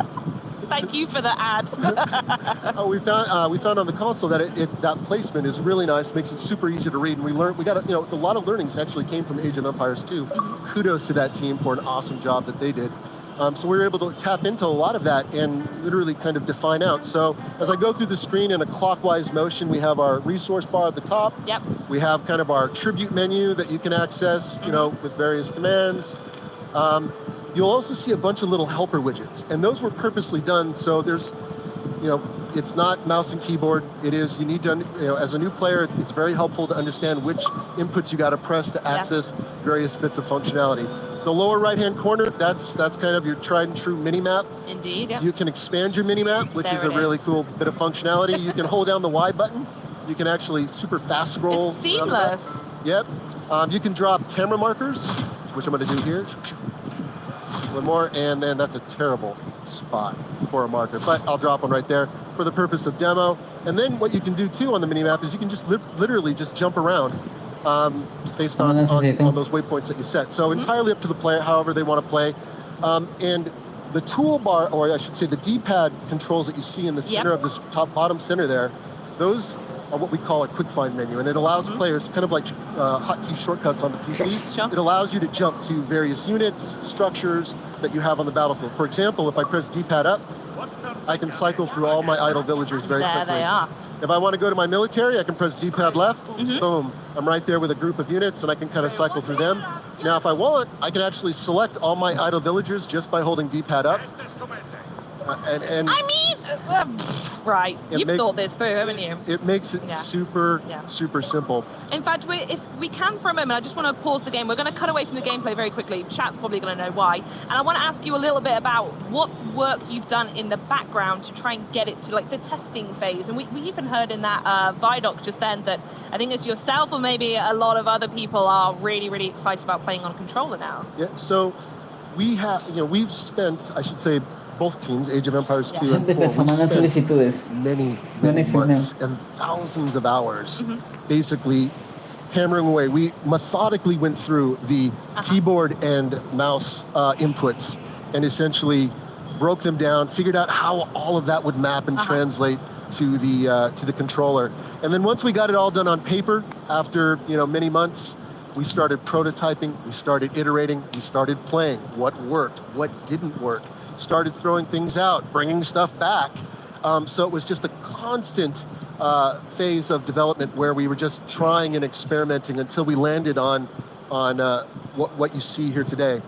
And we're really happy. The team, kudos to all the teams, our partner teams that worked on this. We have something that is truly amazing, and honestly, I've said this before. If you watch the videos, as an RTS player, I should say, as an RTS developer that's worked in the genre for about 29 years now, I actually prefer to play with the controller. Well, let's get back in the hot seat then. Do some movements for us. I want to see. Do the thing again where you select all the villagers. So I press up on the D-pad. Go on. Oh, there we go. Which is super awesome. If you think about it, it's like, so good. And that's what I love about the controller is everything. Everything on the D-pad is at your fingertips. It's you no longer have two input devices. Everything's been focused down to one. And we've gone in, we've intelligently designed the controller in such a way that it just makes everything feel really intuitive, natural.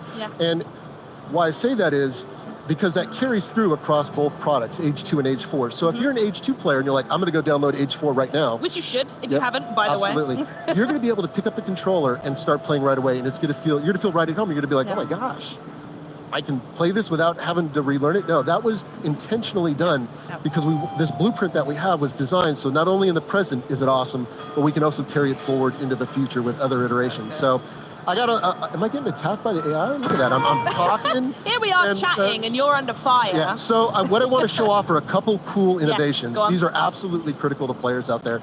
The first one is called the Villager Priority System, and this is key. I love this system with a passion, and I got to say, this is actually a new innovative feature for the genre as a whole. I was saying to our creative director, I'm like, how did he not think of this 10 years ago? and we laugh about it. But that's how cool of a feature it really is. So how it works is you essentially bring up this really cool radial. You hold down the left trigger, press an RS, and it brings up this radial. And this radial has a bunch of different presets that are broken up into various kind of like pie chart-like fashions. These are all weighted based on resource type. So instead of dragging and dropping individual folks as they come out of the village, it's just already managed. This is where it gets really good. I got it all set up. So oh my God, that's amazing. So we're gonna focus in on this economic one. But if you can use these presets. They were designed by our pro players on our team. We have some basic ones that if you're like me, you can just kind of set it and go. But depending on phase of gameplay, you can actually shift in and out of presets based on if I need more gold, need more stone. Well, that's end game is when you need more gold. You don't really need it to start, And you can pivot your villagers accordingly, and this governance system will take care of all that for you. Now, of course, if you're super pro, you can go in. We are. You can go in and customize your own VPS settings. Okay. So you have a custom setting for the pro players, or your average, individuals like myself, or the presets, which are more geared towards me. And let me show everybody how this works, because this is awesome. So I'm going to select the economic preset down here, very basic, straightforward. Click a button, and you watch all those idle villagers. Off they go. They're put to work. And let me show you an amazing pairing. So you take the Villager Priority System and you combine it with a new feature that we added to Age of Empires 4 on the Xbox, which is auto-train villagers on your TC. So now you get auto-train villagers going, and essentially you'll be booming in no time. Just showing off now. And it's awesome. So these features, made perfect sense to pair these two. And anybody out there, try it out. You're gonna love it. Once you can't go back. I was playing the PC the other day, and we're working on PC, iterating and changing things. I'm like, I had so much wood. I'm like, why are my villagers collecting wood? I'm like, oh, we give player the agency to do either or. This system really helps bolster the console experience. So, and that's why we added it. And Age of Empires 2 was the first one to add it. We brought the system in. We've made some additional tunings to it to make it work even better. And over time, you're just going to get to see the system in the Age series just grow and grow and just become super awesome. Absolutely love it. I got one more. Do we have time? Oh, of course we've got time. All the time in the world. So another feature that we added to Age of Empires Xbox was the ability to build anywhere you want without having to select a villager. This is key. So normally in the past, you had to select a villager and bring up the command bar. On the PC, it's in the bottom. I didn't show this earlier. Gosh darn it. And here, this is the build radial. So let me talk about it now. This is the build radial. And on the console, we've broken up the build features across 4 different categories. You have economy, defense, military, and age up. So, and I'll back out of that, bring it back up again. And all of this is easily accessible through the D-pad. Purposely designed so players eventually can map all this in their brains to, I'll just go to the time and eventually get it. So very well done.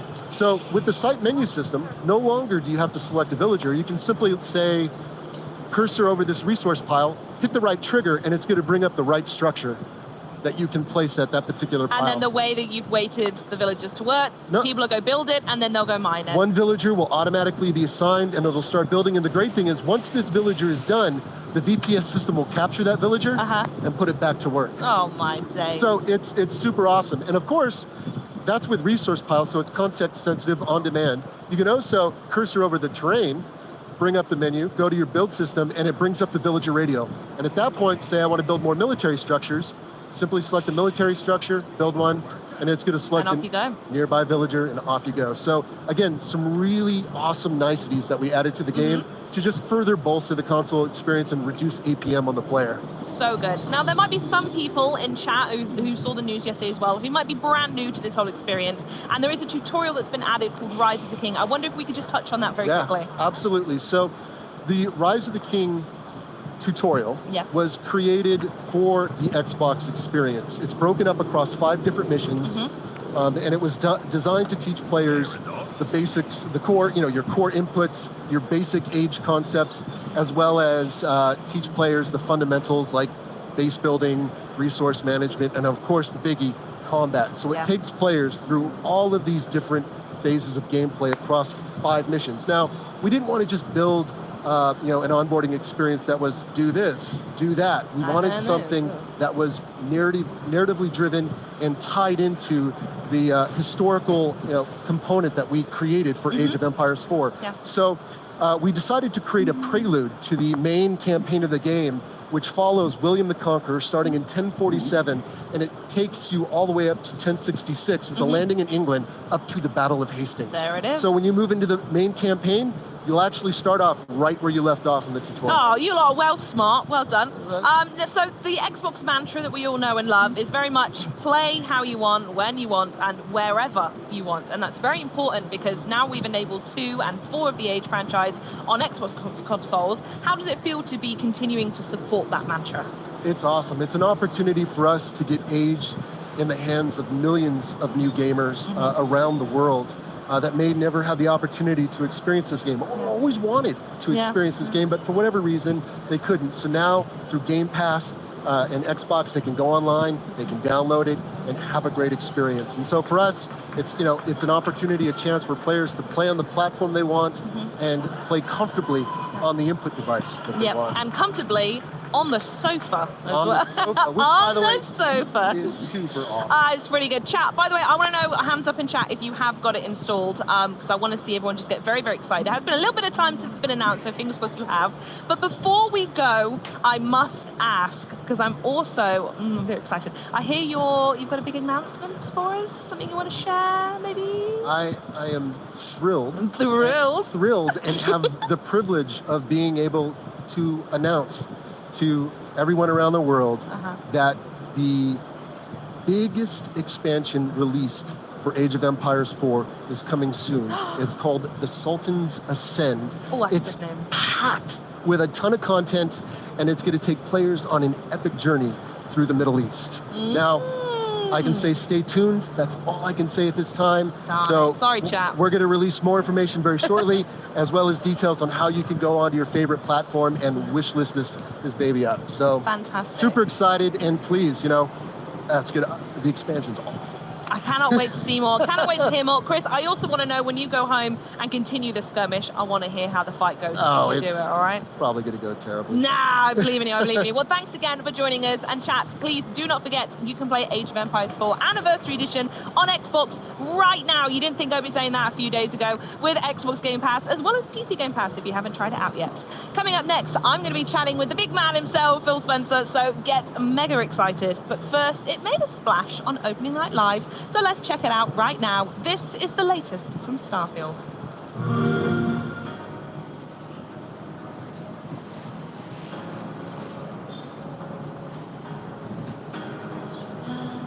Una maravilla.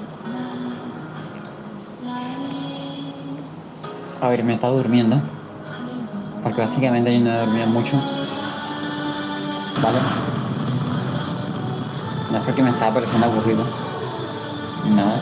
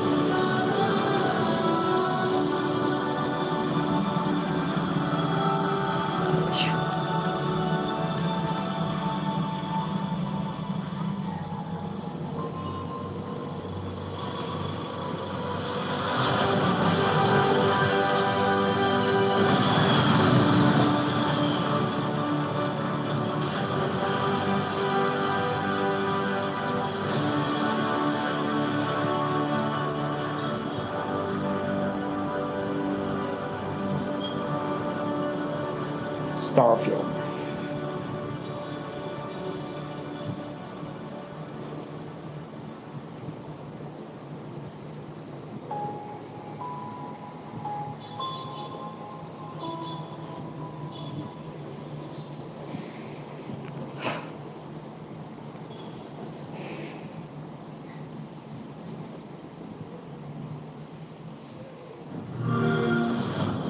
Day one on Xbox Game Pass.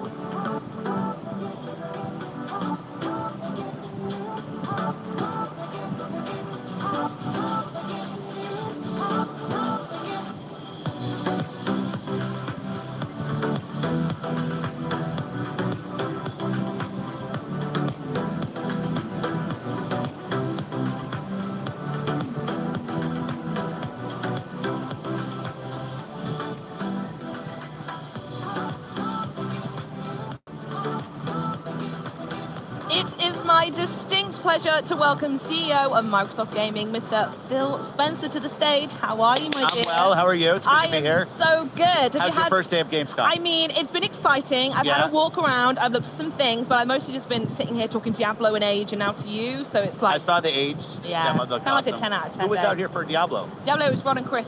Roderick was here. Roderick indeed. Yeah, good.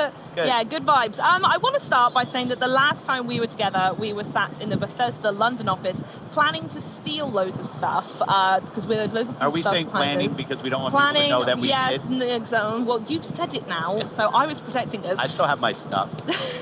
Well, every time I talk to you, I always ask what you're playing. So I want to know what you're playing and why is it still Vampire Survivors? No. Well, I am playing Vampire Survivors, so I got all the achievements. Obviously, yeah. But now they have couch co-op, and I'm playing with my wife. My wife, Kelly, who doesn't play a ton of video games. Yep. So the fact that we can play couch co-op and she's enjoying it, like I'm all in. As well. So what I'm playing right now on console, I'm playing a lot of Remnant 2. I really like Remnant 2. Yep. It's a great game to play with friends. I had my ROG Ally on the way out here. I'm playing a game called Fist, which is in Game Pass. Yep. It's a really nice platformer. I'm playing Brotato. Have you played Brotato? This is also the first I've heard of it, so please No. tell me more. What is that? So Brotato's not on Xbox. Okay. I'll say yet, but I don't have any. Well, it would be great to get on Xbox. It's a Steam game. It's kind of like, let's say it's inspired by Vampire Survivors. Oh, I see. But you play as a You have a potato. type. Yes, yeah, I'm very simple. Yeah. I have a small brain. So one stick, move around. But it's a fun game. So I'm playing some Brotato. I just finished, what did I just finish last? Bramble. Have you played this game? No, I've had it recommended a bunch though. Yeah, it's a nice short playthrough, isn't it? But it's kind of a demented game. Like A it starts demented off game. demented, yeah. It starts off very cute, Yeah. and you think, oh, like this is awesome, and then it like goes into some very crazy, great game, great game, but it's like some very dark, let's just say dark places. I'll get it on the download queue. Biggest ever. This is the first time in a while you've stepped on it as well, so I want to know why it's so important that Xbox has showed up so big this year. Well, being here, being anywhere, but being in Europe with our customers, with players, with the creators that are here. I did a creator get together both last night, today, met with some partners. It's, you know, it's these moments where the industry comes together, where we can talk to each other, that the consumers can come in, the players can come in, put their hands on games. I just think it's critically important. Obviously, COVID messed up a bunch of things. That's in the rearview mirror. So when we had the opportunity this year to go big at Gamescom, we said, let's go. The other thing that's awesome in the booth is how much third-party support that's here, right? Like Ed Boon's games here, Mortal Kombat's here.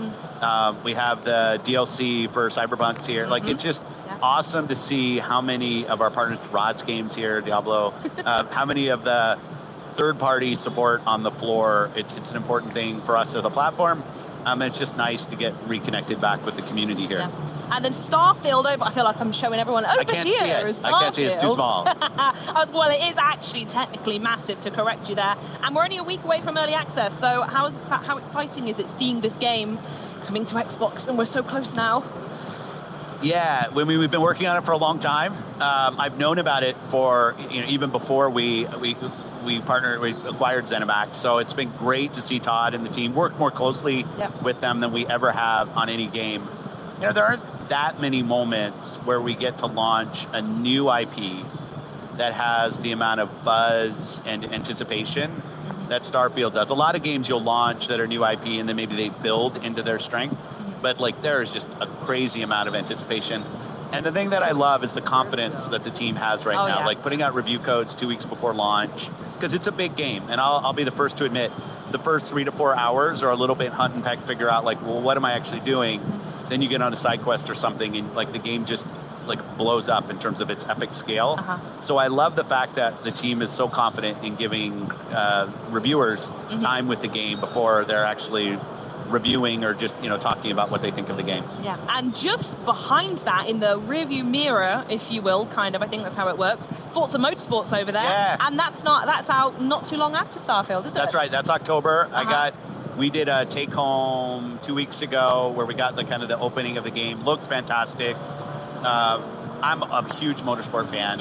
And I'd say Turn 10 for us for a long time in our first party has really been a technical showcase. Like Chris Texter, the team on the tech side, the stuff that they get the most out of the hardware, I think, of any of our first party teams. They just that's their focus, along with building a great racing simulator. And the game looks fantastic. And I can't wait for people to get to play. The ray tracing on track looks great. Giving people some options. You'll see all that as they kind of talk about more of the game. But Motorsport is something that one of those franchises I've played since the beginning, and I can't wait for the full release. It's Motorsport is chef's kiss. Well, and kudos to Turn 10. They started with Motorsport, expanded to Horizon, so now they built like a sibling franchise to Motorsport. They've just done such a really good job of growing the relevance of Forza, both for simulation and arcade players. Great job. Yeah, absolutely. So, Phil, I know one of the things in chat, and many of the fans really appreciate about you, is how much you love to play the games themselves. So I know just over here, and come see behind me, we've got the Stalker 2 demo, and you've taken that for a spin as well. It's been 16 years since the original, so can you tell us what stood out to you? Yeah, Stalker, if you played the first game, has kind of a unique setting and story, and it's really nice to see what they've done in this build of continuing the lore of what Stalker is about, what your role is in the world, and kind of how the world invites you into what your role is and your kind of task. I'm trying to do this without kind of spoiling too much. But, you can spoil if you want. No, it's their game. Like I don't want to do that. But I'll also say, they're a dev that spends a lot of time perfecting the game in terms of the technology. I think they're still on that track. Like they're still, obviously the game's not done. So it's, but yeah, I just love that they've done a good job moving the Stalker kind of world forward, but being very tried and true to what Stalker's about. Yeah, for sure. And to be totally honest, even under the best circumstances in games development, it's super tough. But for GSC, obviously, it's a bit more complex, the situation they've got there. So I want to know, what does it mean to you to see these guys get here and get a demo out of the door? Yeah, I've stayed in touch with the team over the years, and especially as you say, like the last couple of years, it's an emotional thing, right? Like you almost feel hollow asking them about how their game is. Yeah, of course. When you think about the world and what that they live in, and what that studio has gone through and really continues to go through.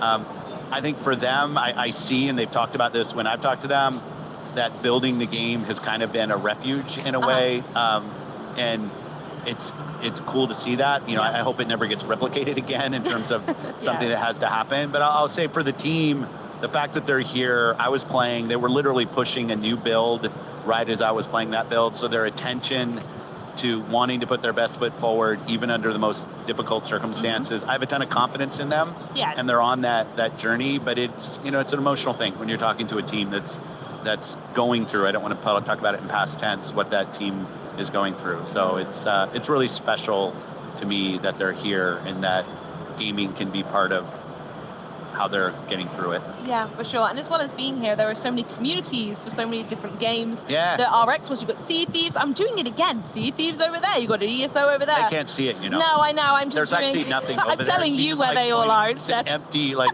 there's nothing here. And you're just Ignore like the pointing green screen. It's an illusion. the grounded communities over there. It's actually not. But what's it like for you to see all of these communities come together? Community and gaming to me are linked. Like Yeah, it's 100%. from my early days of literally going to the arcade. I'm the old guy, but like that's the only way I could play that and Pong at my house. That's how I play video games. And there was a community in the arcade of like, hey, what's the new hot console? Not video game console, but actually arcade console cabinet that you're going to go play. And I love that today those communities, they're still physical. Like you asked, why are we here at Gamescom? Because we have a fan fest tonight. Indeed, it's going to be awesome with the local community and the people that are here, but also the virtual communities. And I think it's one of the unique things in video games that video games can connect people across geographies, across races, religions. Like it is just a connector of people.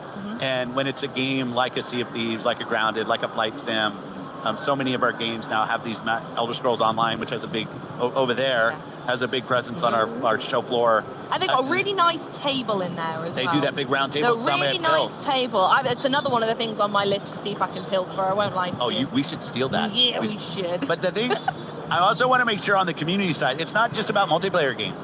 Like you find, like think about Skyrim. Yeah. You know, Skyrim has an amazing community around it. And it's not because there's a bunch of PvP or PvE, right? It's people come together for their shared love of the world and the characters and the lore and their role in that. I just think that's a very special part of gaming, and it's a privilege, I guess, for us at Xbox to have some franchises that are a part of that. Yeah, absolutely. And this, what we're seeing here is, I think it fully opens to the public tomorrow and all. It's the sweatshop tomorrow. Oh yeah, this is going to really pop off then. In here, it's going to be warm. You got the good day to come and sit here. I'm here tomorrow. I'm here, but yeah, like do people know? Like today is what, the press day, right? Is that what they call it? I don't know if that's an official name. I should know, but I don't know.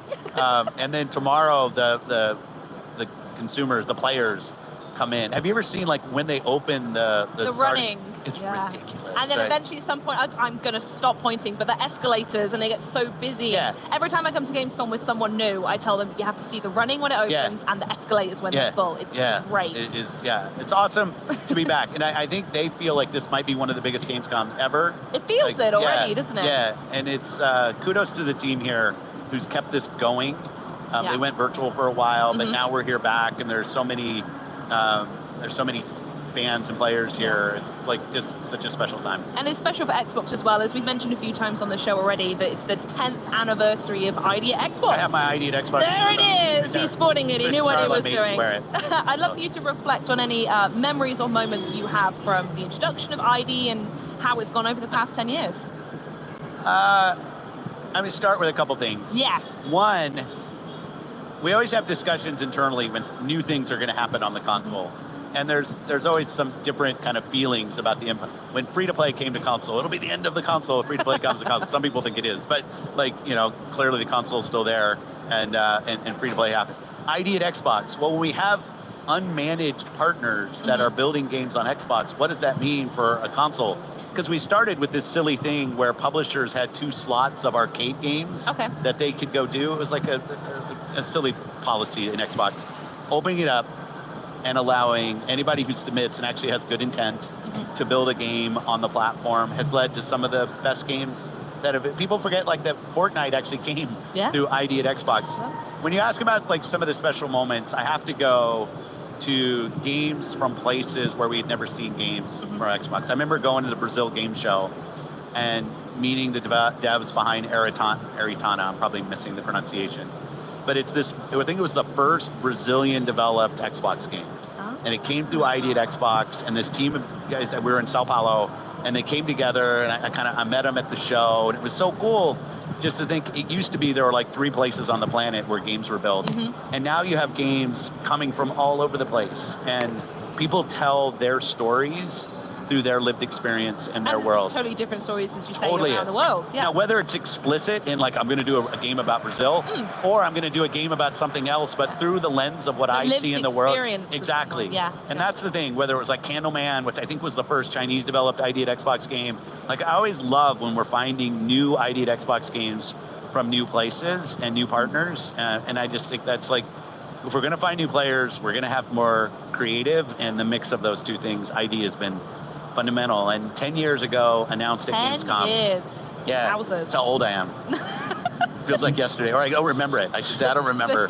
I don't remember saying actually. You were 10 years old then. No. That's a great job for a 10-year-old that you've got. No, I'm like, no, but it's like that it was 10 years ago. And I remember though, like, trepidation. What's going to happen when unmanaged developers can build console games? You know what happened? Some amazing things happened. It did. So another thing that you talk about a lot as well is when you can play games whenever, however, and wherever you want. And I know that's something you really want to give to fans however possible. So I want to know what that commitment looks like both at Gamescom and maybe the months ahead, what that story is going to be. Yeah, the critical thing we look at Teams Xbox in terms of our success is how many players. Yeah. How many players do we have? And even more, how much are people playing? Like, do we have a platform that has games for kind of all days of all hours of the day? Sometimes you're playing with your family, and what can I do? Sometimes it's just me time, and I want to go do things. And how many players show up? We look at our monthly active players, our daily active players. And when I say on Xbox there, whether you're playing on the cloud and you're streaming to a device that we don't know anything about, whether you're playing on a PC, and as Microsoft, we know something about the PC, or you're playing on one of our consoles. Like, those are all Xbox players. Or, like, flying over here, I'm playing on my ROG Ally on the airplane. And I think about that as my Xbox away from home, or my Steam Deck. Like, I want those things to feel as connected and as complete as an Xbox experience as any piece of hardware that we build. We will continue to focus on hardware. It's an important part of our team and what we can go do. But I don't want our hardware to be a limitation on who can actually feel like they're part of the Xbox community. If you buy hardware from us, we're going to do an awesome job supporting you. We want to make sure great games are there.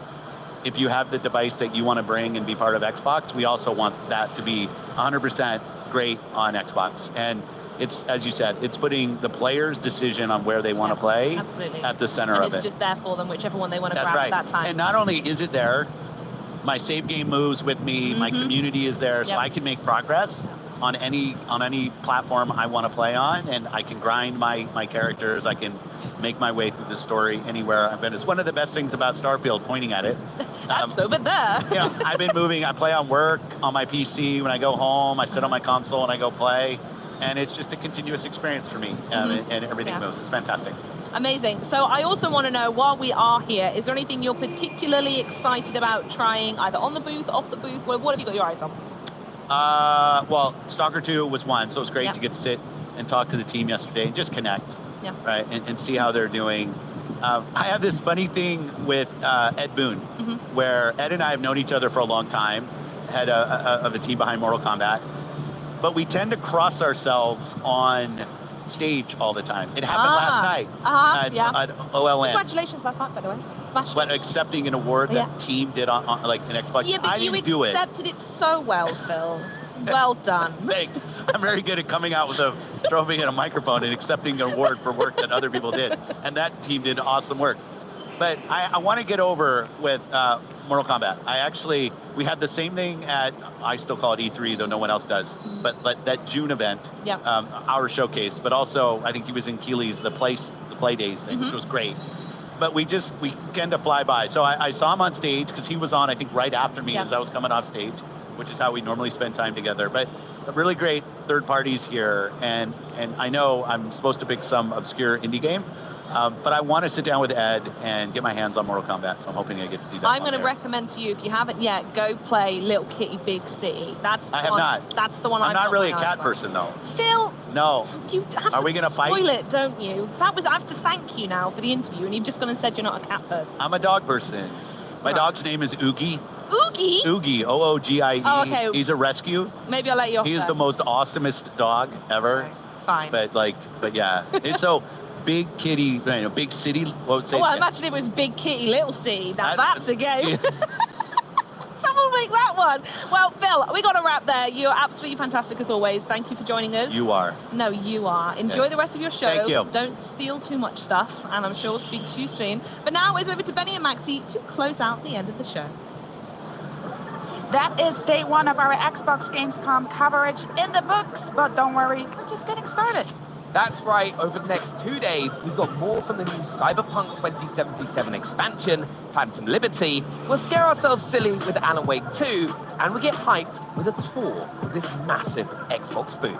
And then day three, we sail the high seas with Sea of Thieves. We're gonna party with party animals and check out city skylines too, from high above Cologne, this city. All that and so much more, so join us right back here tomorrow and Friday. Until then, happy gaming. See you then. Macht's gut. Ciao. Bye. Nos vemos. Bueno, ya terminó lo que es el día 1 del Xbox.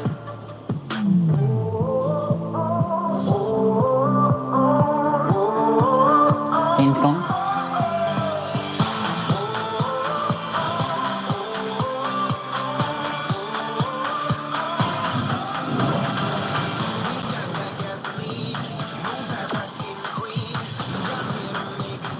Pasó increíble. A ver, me he estado durmiendo durante la transmisión.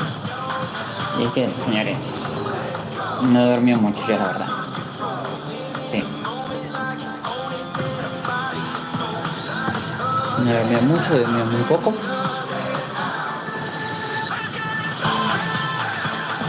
Y tengo sueño. Pero aquí la verdad me ha gustado.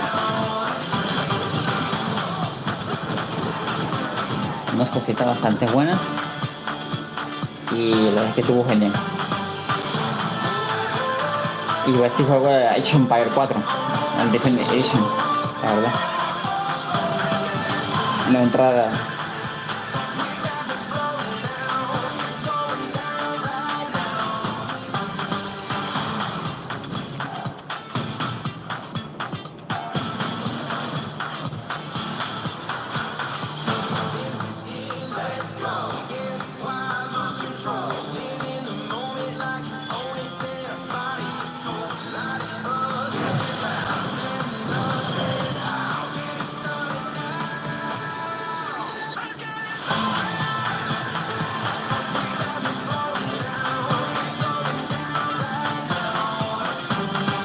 eso me encanta, Llévate once.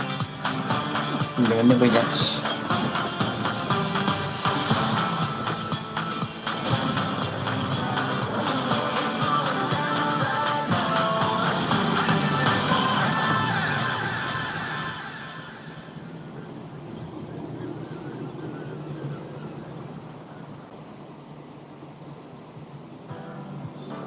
Gracias por ver.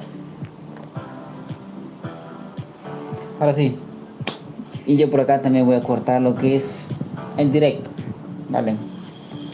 Muchas gracias por ser de otro lado de la pantalla. Y la verdad es que bueno, estuvo increíble el evento me ha gustado, no es que me haya dado sueño, no es que me haya fastidiado, así que he dormido poco, entonces bueno. Y he dormido poco, me levanté bien temprano, entonces bueno.